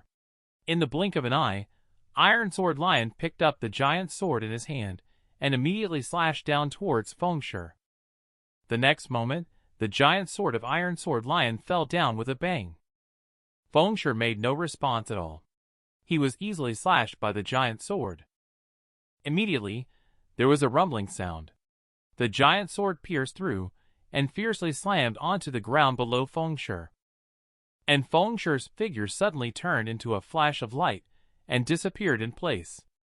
This is actually a phantom clone of Abyss Dweller. Fengshi then suddenly appeared behind the Iron Sword Lion wielding dual swords. The Iron Sword Lion couldn't help but be shocked the moment it saw Fengshi.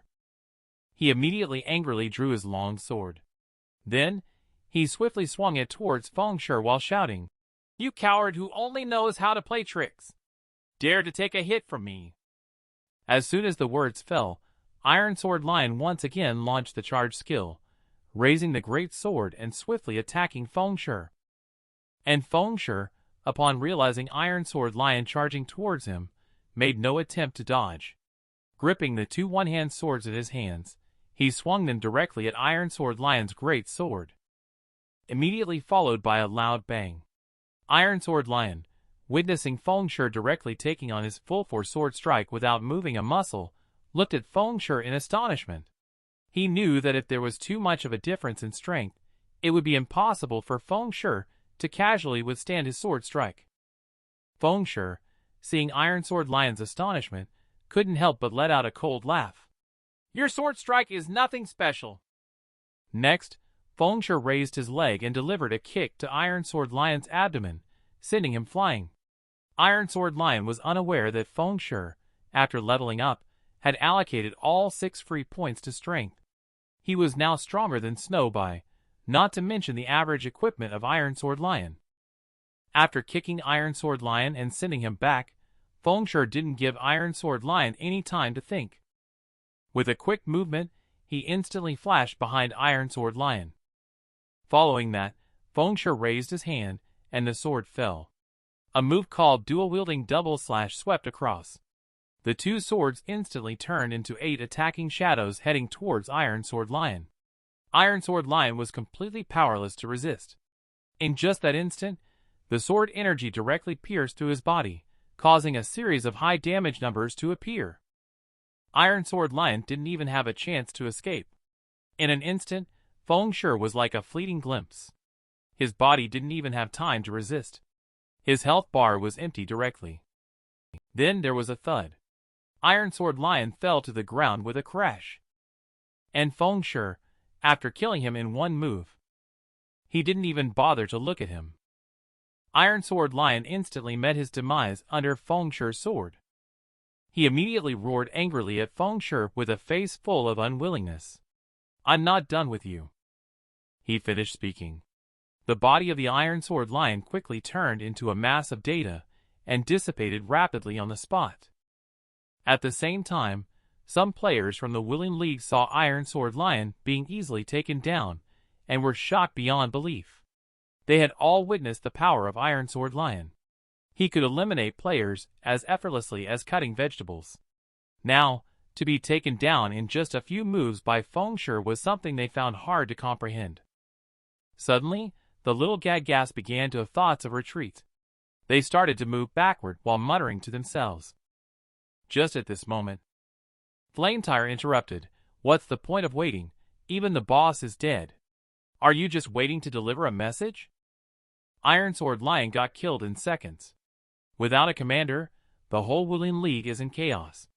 Everyone has started crazy fleeing for their lives. And the Assassin Alliance players watching the battle from the cliff couldn't help but be surprised. "It seems that we don't need to lend a hand after all." Heartstabber looked at the fleeing Willing League players with indifference and said, "From the moment they provoked Darkblade, the Willing League was already finished."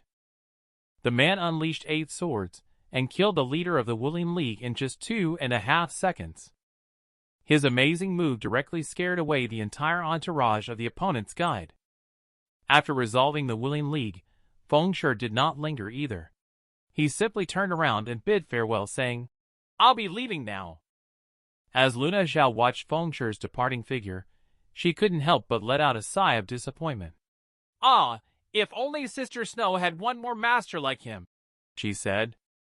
Snowbite shook his head and explained, "He is too outstanding, like a true dragon. Right now, he is just biding his time. Sooner or later, he will soar to the sky. It's impossible to keep him here.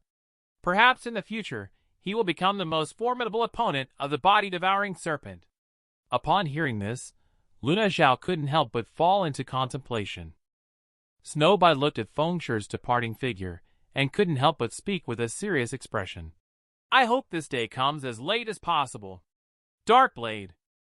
After the Willing League was destroyed, this news quickly spread throughout Maple Leaf Town, shocking all the players in Maple Leaf Town instantly.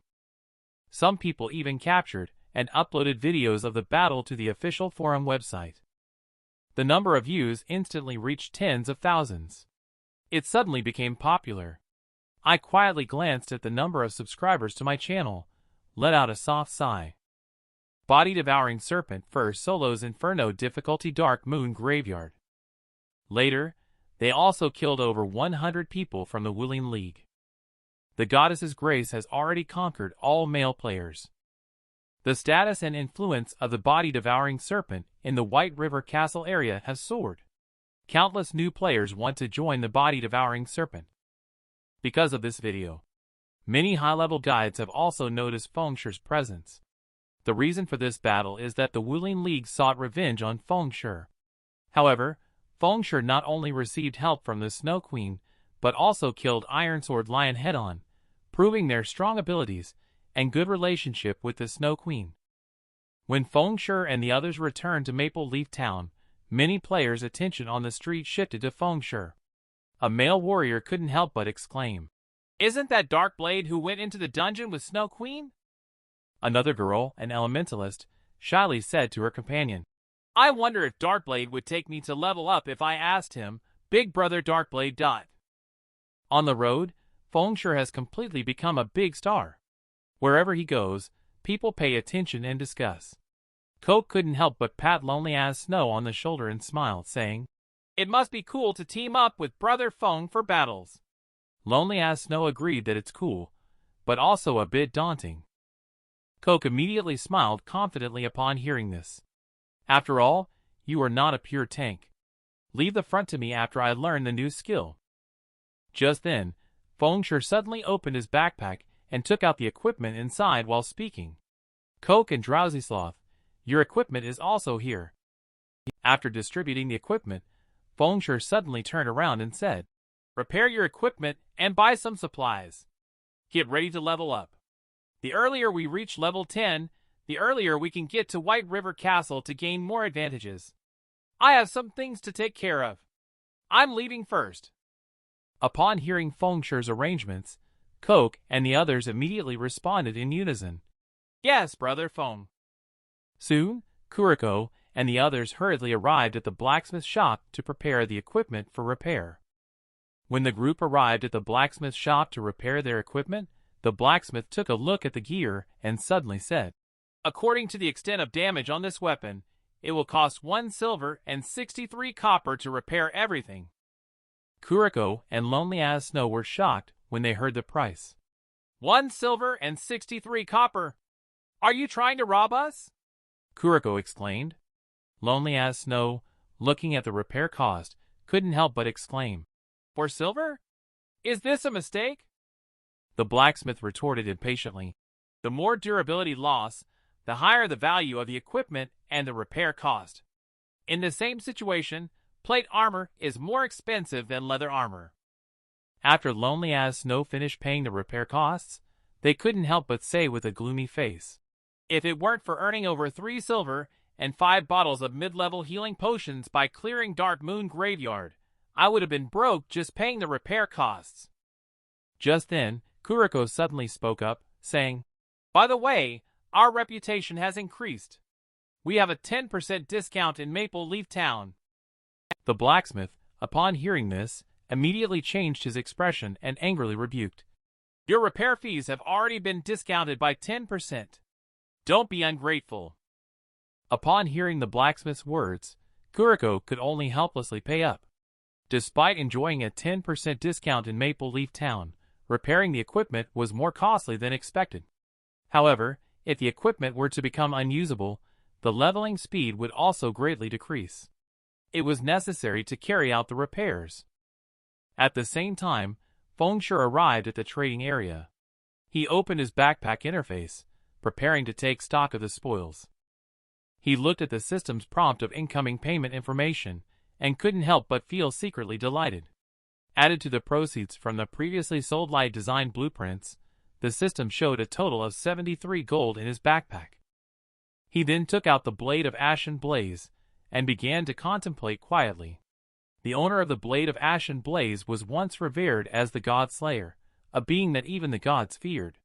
In my previous life, I never personally saw the actual item.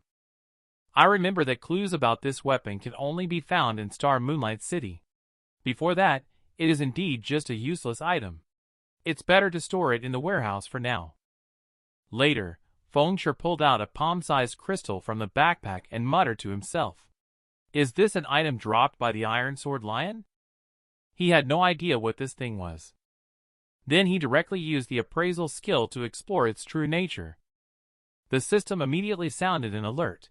Crystal of the 7 Luminaries, a special crystal item. After use, it can teleport to Blackwing City with 4 uses remaining.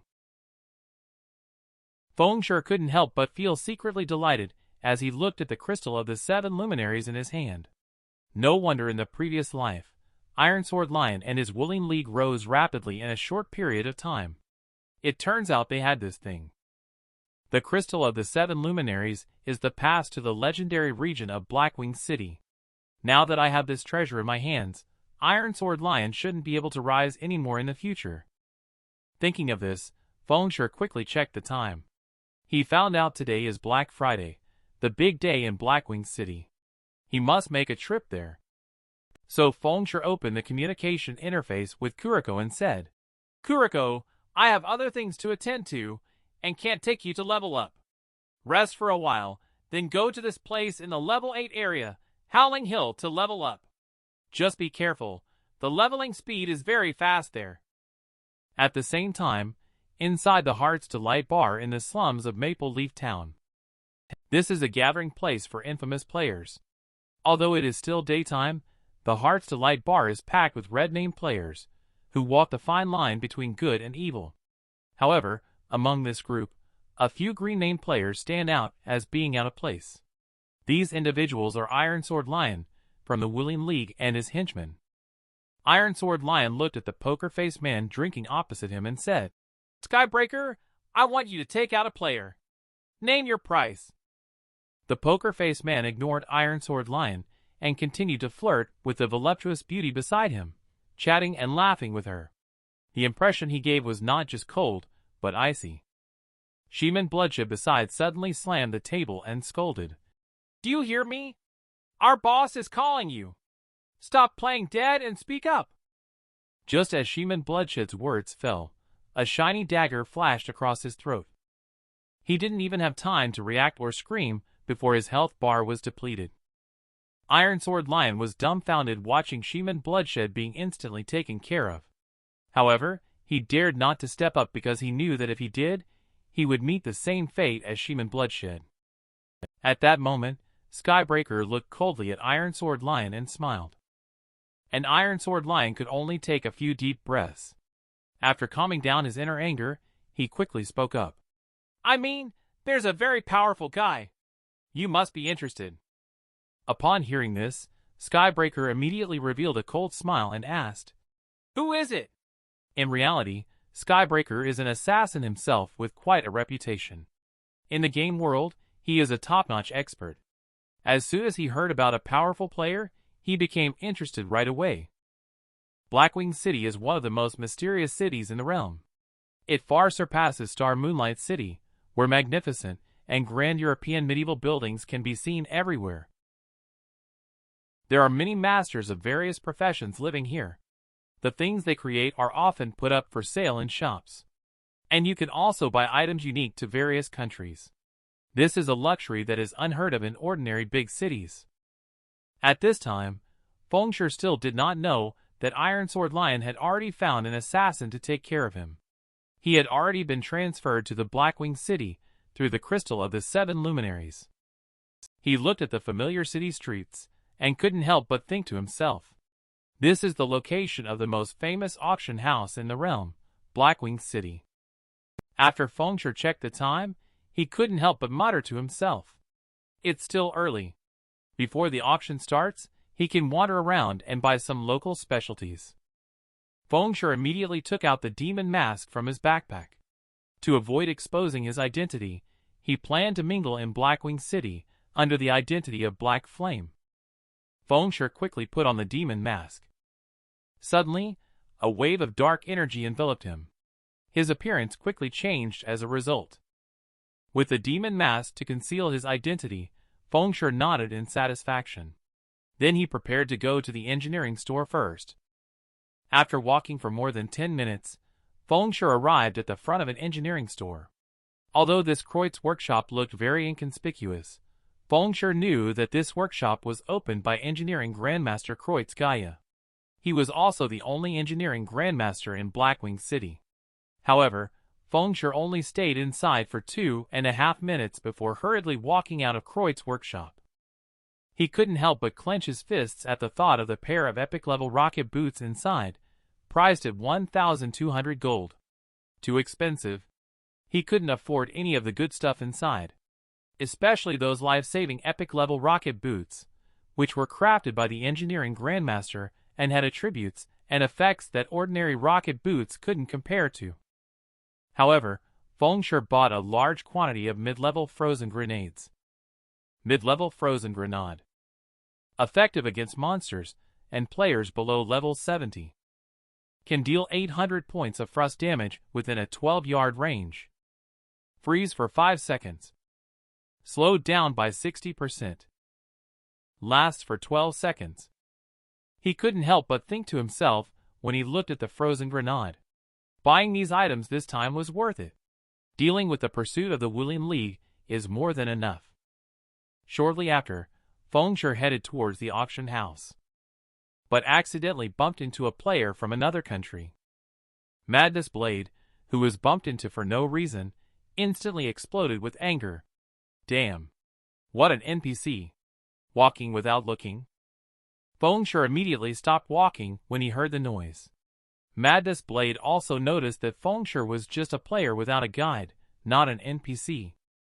Madness Blade immediately chuckled arrogantly and said, So you're just an ordinary player without a guide.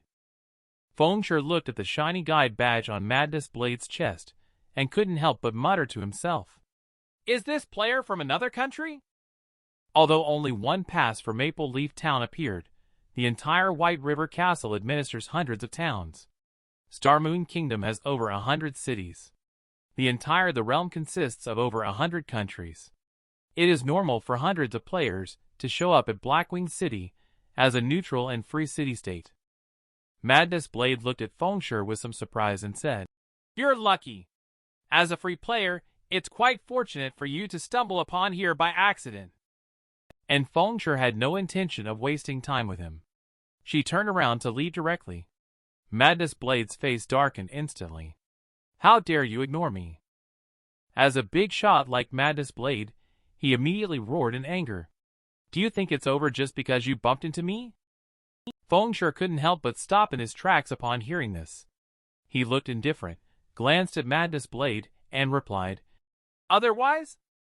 Just as Madness Blade was about to act and deal with Fengshe, the swordman player, Lone Swan, immediately held his shoulder and said, "Oh my! We are all elites from different countries. Instead of being at odds, wouldn't it be better to make friends and exchange insights?" Madness Blade saw Lone Swan stepping in and immediately stopped while shouting, "In consideration of Lone Swan's reputation, I won't bother with trash like you." Lone Swan, who appears as a weak bookish scholar, arrived in front of Fengshe. He immediately reached out his hand in a friendly manner and spoke, "I am Moonlit Shrine. May I ask for your name, sir?"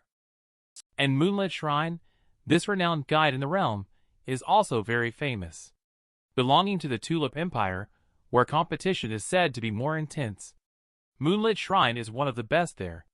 He is much stronger than the body-devouring serpent. And Fengshe naturally knew. The scholar Lone Swan in front of him is also a top-tier swordman. He immediately shook hands friendly with Lone Swan and introduced himself. "I'm Black Flame from the Star Moonlight Empire."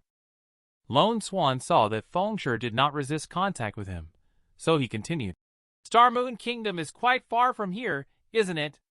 Is this your first time at the Blackwing City Auction House? Do you know that to enter the venue, you need to pay 2 gold to purchase a Blackwing mark?" Fengshe couldn't help but mutter to himself upon hearing this. In order to keep a low profile, he decided to pretend he didn't know. He immediately shook his head and replied, "I'm not sure." Lone Swan immediately smiled friendly and suggested, "Why doesn't Brother Black Flame join our team now? I happen to have an extra Blackwing mark on hand to team up with Brother Black Flame for the entrance." Madness Blade immediately exploded upon hearing this. He angrily pointed at Fengshe and shouted, "You, a casual player, still want to get a free entrance ticket? Do you deserve such a hard-to-get ticket?" Madness Blade then pushed Fengshe away and said angrily, "Lone Swan, if you let him join the team, don't blame me for leaving and finding other players." Lone Swan immediately felt a headache when he saw this. He quickly spoke up to mediate. "Brother Blade Black Flame, although he is a casual player, coming here indicates that he has strength. We may have to collaborate in the future." Upon hearing this, Madness Blade immediately expressed his displeasure. "When you talk about strength, I have the powerful backing of Bloodthirsty War God. That's true strength. Just based on his mediocre skills, does he really think he can have the same status as the prodigy of Super Guide?" Upon seeing Madness Blade's arrogance, Fengshe immediately turned around coldly and waved his hand. "No need to bother." They watched as Fengshe turned around and walked towards the auction house. Lone Swan couldn't help but scratch his head and say, "Players in the Star Moon Kingdom are very rich. He can't even buy Blackwing Mark with an additional 3 gold now." Madness Blade saw Fengshe leaving so elegantly, immediately pointed at him and scoffed, "What are you pretending for? A fool who can't even enter the auction house gate." Soon, the auction house echoed with the sound of clanging. The gate opened right on time. See the gate of the auction house open. The players immediately crowded around eagerly, afraid of being late and not getting in. When Madness Blade and the others reached the door, a guard suddenly blocked their way and said, "Sorry, you can't enter for now." Lone Swan quickly took out her Blackwing mark and said, "We have Blackwing marks. Why are we not allowed in?" The guard explained, "Ordinary people need to wait for all the VIPs to enter first." The knight then pointed at Fengshe and said, "He is the VIP demon hunter of Blackwing City. He can enter the auction without a mark." Madness Blade followed the direction pointed by the knight, and saw that it was indeed Feng Shi, the VIP demon hunter. He was immediately shocked, and his pupils shrank. And Feng Shi wasted no time. Ignoring the astonishment of the crowd, he walked into the auction house under the respectful bow of the knight. Once again, all the players were shocked to an even greater extent, and Madness Blade instantly exploded in place. The fact that the knight could show such respect meant that the person in front of him was definitely extraordinary in strength. The man is a solitary player. He came to the legendary Blackwing City to participate in the auction. And as the prominent elite guide, Madness Blade immediately showed a look of disdain, indicating that he would never associate with Feng Shi. But after the doors of the auction house opened, Feng Shi, as a demon hunter, had the privilege to enter first. The crowd of players being blocked outside the auction house were instantly shocked by Feng Shi's identity. Blackwing Auction House is very large. The entire auction house is as big as a football field. At this point, almost all the players who have entered Blackwing City have already taken their seats. After everyone took their seats, an old man walked onto the stage. The auction officially began. After the announcement of the start, the old man then took out the first item up for auction. The auction item is a level 20 mithril rank plate chess piece. Starting bid is 2 gold. And Feng Shi immediately used the skill Eye of Observation to check the equipment's attributes. It can perceive unknown and hidden targets. There is a certain chance to discover the target's weak points. VIP bidders can receive additional information when participating in auctions. After reading the equipment attributes, he fell into silence. Little Gagas frowned and said, "Unidentified things, it's like gambling whether they are top grade or not." Feng Shi couldn't help but start thinking secretly. This equipment is good for livening up the atmosphere. I can also catch some fish on the side. He immediately offered 3 gold coins. Little Gagas below immediately got excited when he saw it. The demon hunter made a move. Could it really be a treasure? He even obtained the title of demon hunter. He must have seen all kinds of treasures. It should be a good item. Madness Blade, who was sitting not far from Feng Shi, immediately burst into laughter. I thought he would be more extravagant with his move. Then Madness Blade suddenly stood up abruptly. He raised his big hand and bid 5 gold coins. The surrounding little Gagas couldn't help but be surprised and said, "To bet 5 gold coins on equipment, truly wealthy." Another little Gagas disdainfully said, "What's so strange about that? He is an elite member of the Super Guide Bloodthirsty War God." But Madness Blade didn't have long to revel in his triumph. Feng Shi slowly interjected, 10 gold coins. The players in the arena were instantly stirred up. Demon Hunter made another move, doubling the bid. However, despite being a demon hunter, without a guide to rely on, can he surpass Bloodthirsty War God? Madness Blade couldn't help but make up his mind in response. "I can't let you steal the limelight. What you have your eyes on, I'll take it. I bid 15 gold, he said angrily. Feng Shi showed no reaction to Madness Blade's bid. He calmly raised his hand again and bid 20 gold coins. Madness Blade immediately gnashed his teeth in anger upon hearing the sound. He couldn't help but curse under his breath. "Pressuring me again, bastard!" However, at that moment, Lone Swan suddenly patted Madness Blade on the shoulder and said, "Brother Blade, spending 20 gold on a chest armor is already quite extravagant. There's no need to compete for it." And the enraged Madness Blade pushed away Lone Swan's hand and shouted, "Don't stop me. Since he refuses to give me face, I have no intention of giving him face either." The Madness Blade, who had already lost his mind, immediately muttered darkly in his heart, "At all available guide gold." He immediately shouted out loud, 30 gold. Immediately the little Gagas in the room were shocked. 30 gold? Even the small guide couldn't produce it. The nearby little Gagas calmly analyzed. "Not necessarily. This must be a treasure. It's just that people like you and me completely can't see through its value." Feng Shi fell silent. Madness Blade burst into triumphant laughter. "Ha ha! How about that? Can a casual player like you produce so much? I have the backing of the bloodthirsty war god with plenty of money. What do you have to compare with? After a brief moment of silence, Fengshe spoke slowly. 35 gold. Madness Blade was completely shocked upon hearing this. What's going on? How is this possible? How could a free player have so much gold? Immediately, Madness Blade stood up and shouted, I demand to verify player Black Flame's account. There's no way he could have so much gold. Upon hearing this, the old man couldn't help but feel a twinge of anxiety.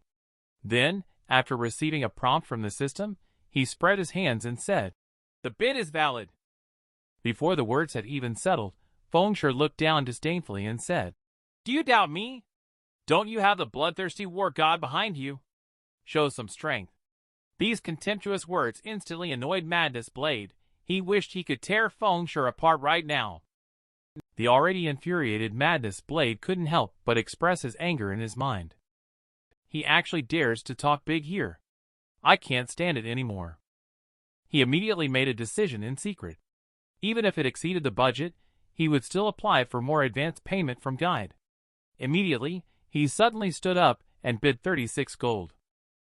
Upon seeing this, Fengshe immediately let out a disdainful cold laugh. The Super Guide's arrogant prodigy. Just adding 1 gold? Following that, Fengshe calmly mentioned the price. In one breath, he mentioned 40 gold, instantly silencing the entire audience. At this point, Madness Blade's mentality had completely collapsed.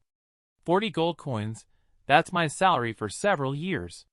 This guy, risking so much just for a chest armor. With this in mind, Madness Blade couldn't help but silently contemplate. This clearly indicates that this chest armor is an extremely rare and precious item. Its value far exceeds 40 gold coins. Yes, it must be like this. Madness Blade immediately made a decision in secret. I will compete with you till the end today. Then he slammed the table hard. Immediately, Madness Blade shouted at the old man. Hysterically screaming, I offer 50 gold. Upon seeing this, Lone Swan couldn't help but grimace. Then silently complained to herself. Is this person asking for trouble? 50 gold is like using all the guide's capital. Upon seeing this, Fengshe immediately stood up and started applauding. Then he coldly said, It's yours. I admit defeat. When he heard this, Madness Blade immediately laughed smugly. What's wrong? Why aren't you keeping up? He then suddenly turned around and taunted Fengshe. You are wealthy, aren't you? Come on, keep shouting louder. After a while, seeing no one else continuing to bid, the old man gently tapped the hammer and announced, Since no one is bidding anymore, this rare-looking Western Wind chest armor now belongs to Mr. Madness Blade. And the crazed Madness Blade continued to laugh arrogantly, saying, I finally snatched the treasure Western Wind chest armor that you wanted. The next moment, Madness Blade suddenly trembled violently. Then, with a look of disbelief on his face, he said, You said Western Wind chest armor, right? Is it the one worth only 1 silver? While the old man respectfully explained, This is a rare appearance Western Wind chest armor. Although the attributes are the same, it looks more stylish and prestigious. Upon hearing this, Madness Blade instantly exploded with anger. I spent 50 gold on a lousy skin. How do I explain this when I go back? Madness Blade was instantly knocked out by the news. The transaction is complete. We will notify your guide to collect the fee within 24 hours. If payment is not made, your guide will face severe penalties from the system. The players in the field looked at each other in bewilderment. Everyone couldn't help but have the same thought in mind. An elite guide was destroyed without shedding a drop of blood. This demon hunter is truly devilish. The man raised the price of the mithril rank chest armor at the auction to 40 gold. But the Madness Blade that has already attracted bidding is now at 50 gold. It seems there will be a fierce competition with Fengshe. But the next moment, Fengshe actually announced that he is giving up and withdrawing from the bidding. Madness Blade smoothly obtained the item, the Western Wind chest armor, which is only worth 1 silver. Madness Blade was so angry that he fainted on the spot. Looking at Madness Blade, who had been bankrupted, the little Gagass couldn't help but feel sympathetic. It's really sad. He was tricked by Demon Hunter. The little Gagass in the venue immediately pointed at Fengshe and shouted, "This Demon Hunter is very cunning. He specializes in leading others into pitfalls. Everyone, be careful." Afterward, there was a half-hour equipment auction. During this time, Fengshe did not make any moves until the auction of other items began. Soon, the old man took out an unidentified scroll and announced, "Next up for auction is a weapon forging design blueprint." Fengshe immediately used the eye of observation to check the attributes. When he saw that it was a mithril rank Silver Dawn one-hand sword design blueprint, he couldn't help but think that luck had finally come his way. Fengshe looked at the design blueprint and couldn't help but ponder silently. The Silver Dawn series of weapons were almost a must-have for level 10 players in the previous life, difficult to acquire and highly sought after. Now, upgrading the Abyss Dweller required exactly 10 mithril weapons with the blueprint, saving him from having to grind in the dungeon. Immediately, Fengshe slowly raised his hand and bid 1 silver. Below, little Gagass immediately shouted when he saw this. The Demon Hunter is preparing to harvest players again. The little Gagass were instantly in an uproar. Could it be another reverse operation? Deceiving us into buying garbage? Absolutely cannot follow the price. This Demon Hunter might actually be an NPC in disguise, specifically deceiving players into bidding. After seeing someone bid, the old man slowly announced, 1 silver once. However, the little Gagass present did not bid. Fengshe couldn't help but mutter under his breath when he saw the situation. No one actually bid. I wonder if I'm going to get lucky and snag something. The old man paused for a moment and then announced 1 silver twice. However, the little Gagass in the audience all had the same thought at this moment. They absolutely could not be the second ones to be fooled. Afterwards, the old man then forcefully struck the small hammer in his hand and announced, "No one bid. Sold for 1 silver." The old man then made a big announcement with a wave of his hand. So, this mithril rank Grandmaster Quarren's masterpiece, the Silver Dawn one-hand sword blueprint winner. Congratulations. As soon as the words fell, the faces of the little Gagass turned green with anger in an instant. Waves of lamentations kept coming out. It turned out to be a mithril rank blueprint. Any mithril rank blueprint is worth at least 20 gold. He actually got it for just 1 silver. While Fengshe looked at the blueprint that he effortlessly obtained, he couldn't help but secretly rejoice, successfully taking advantage of an opportunity. This time, it could be considered a huge profit.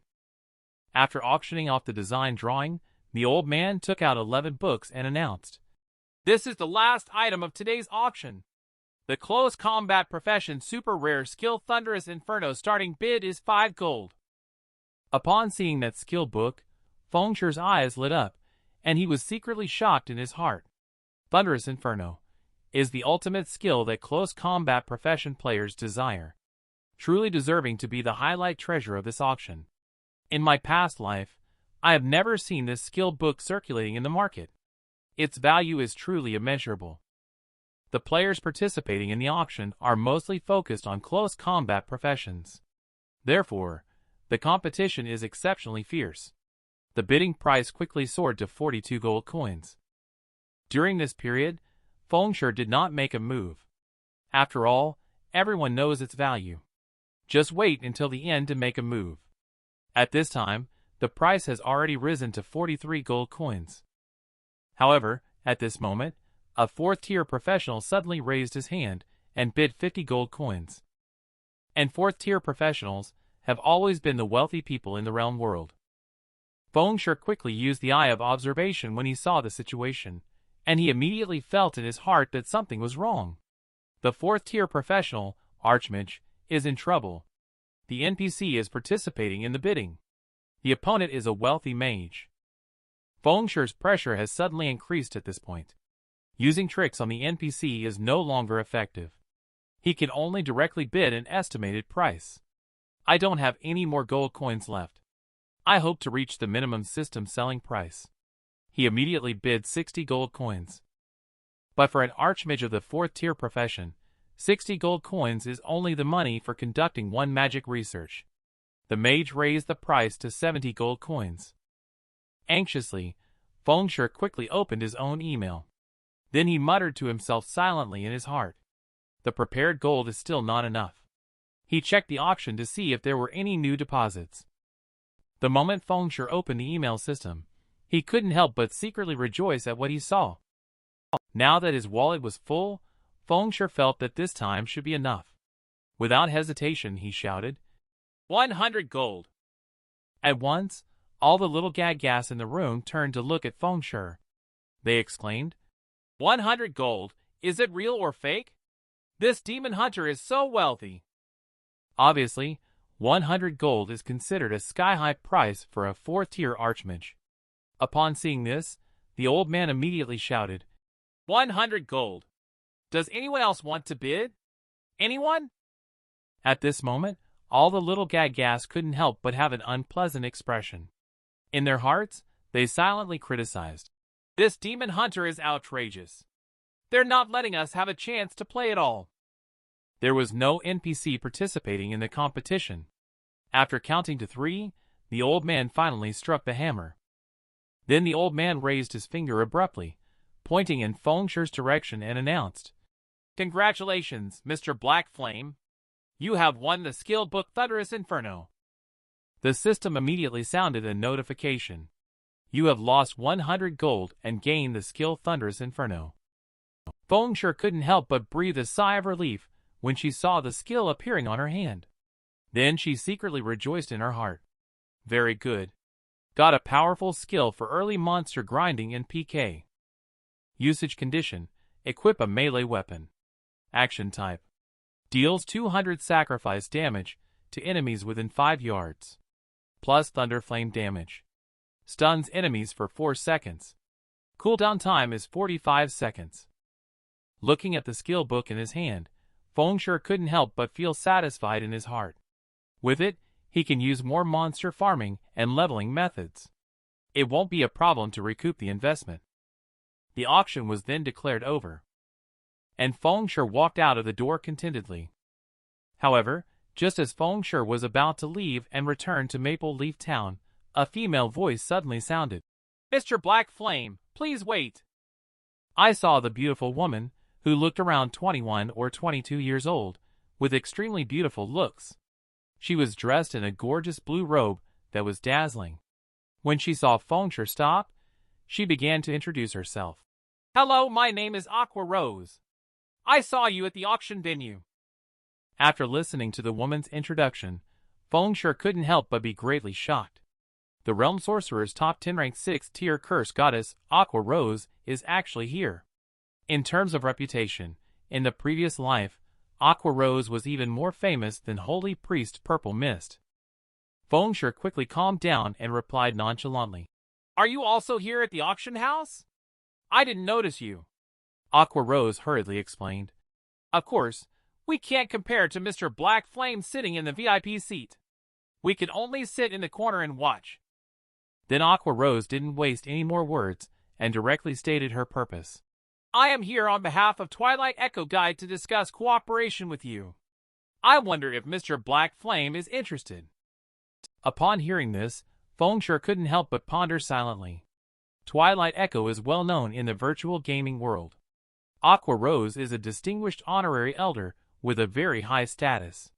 Having her come to discuss surely meant a big business opportunity. Feng Shi immediately nodded and replied, Since it is Twilight Echo, of course we can collaborate. Aqua Rose then smiled lightly and turned to lead the way for Feng Shi. Great. Let's talk in a different place. Watching Feng Shi and Aqua Rose leave together, Madness Blade couldn't help but angrily speak up. How much money do you have that makes you so proud? Aren't you just a squander-rich man? I will surpass you sooner or later.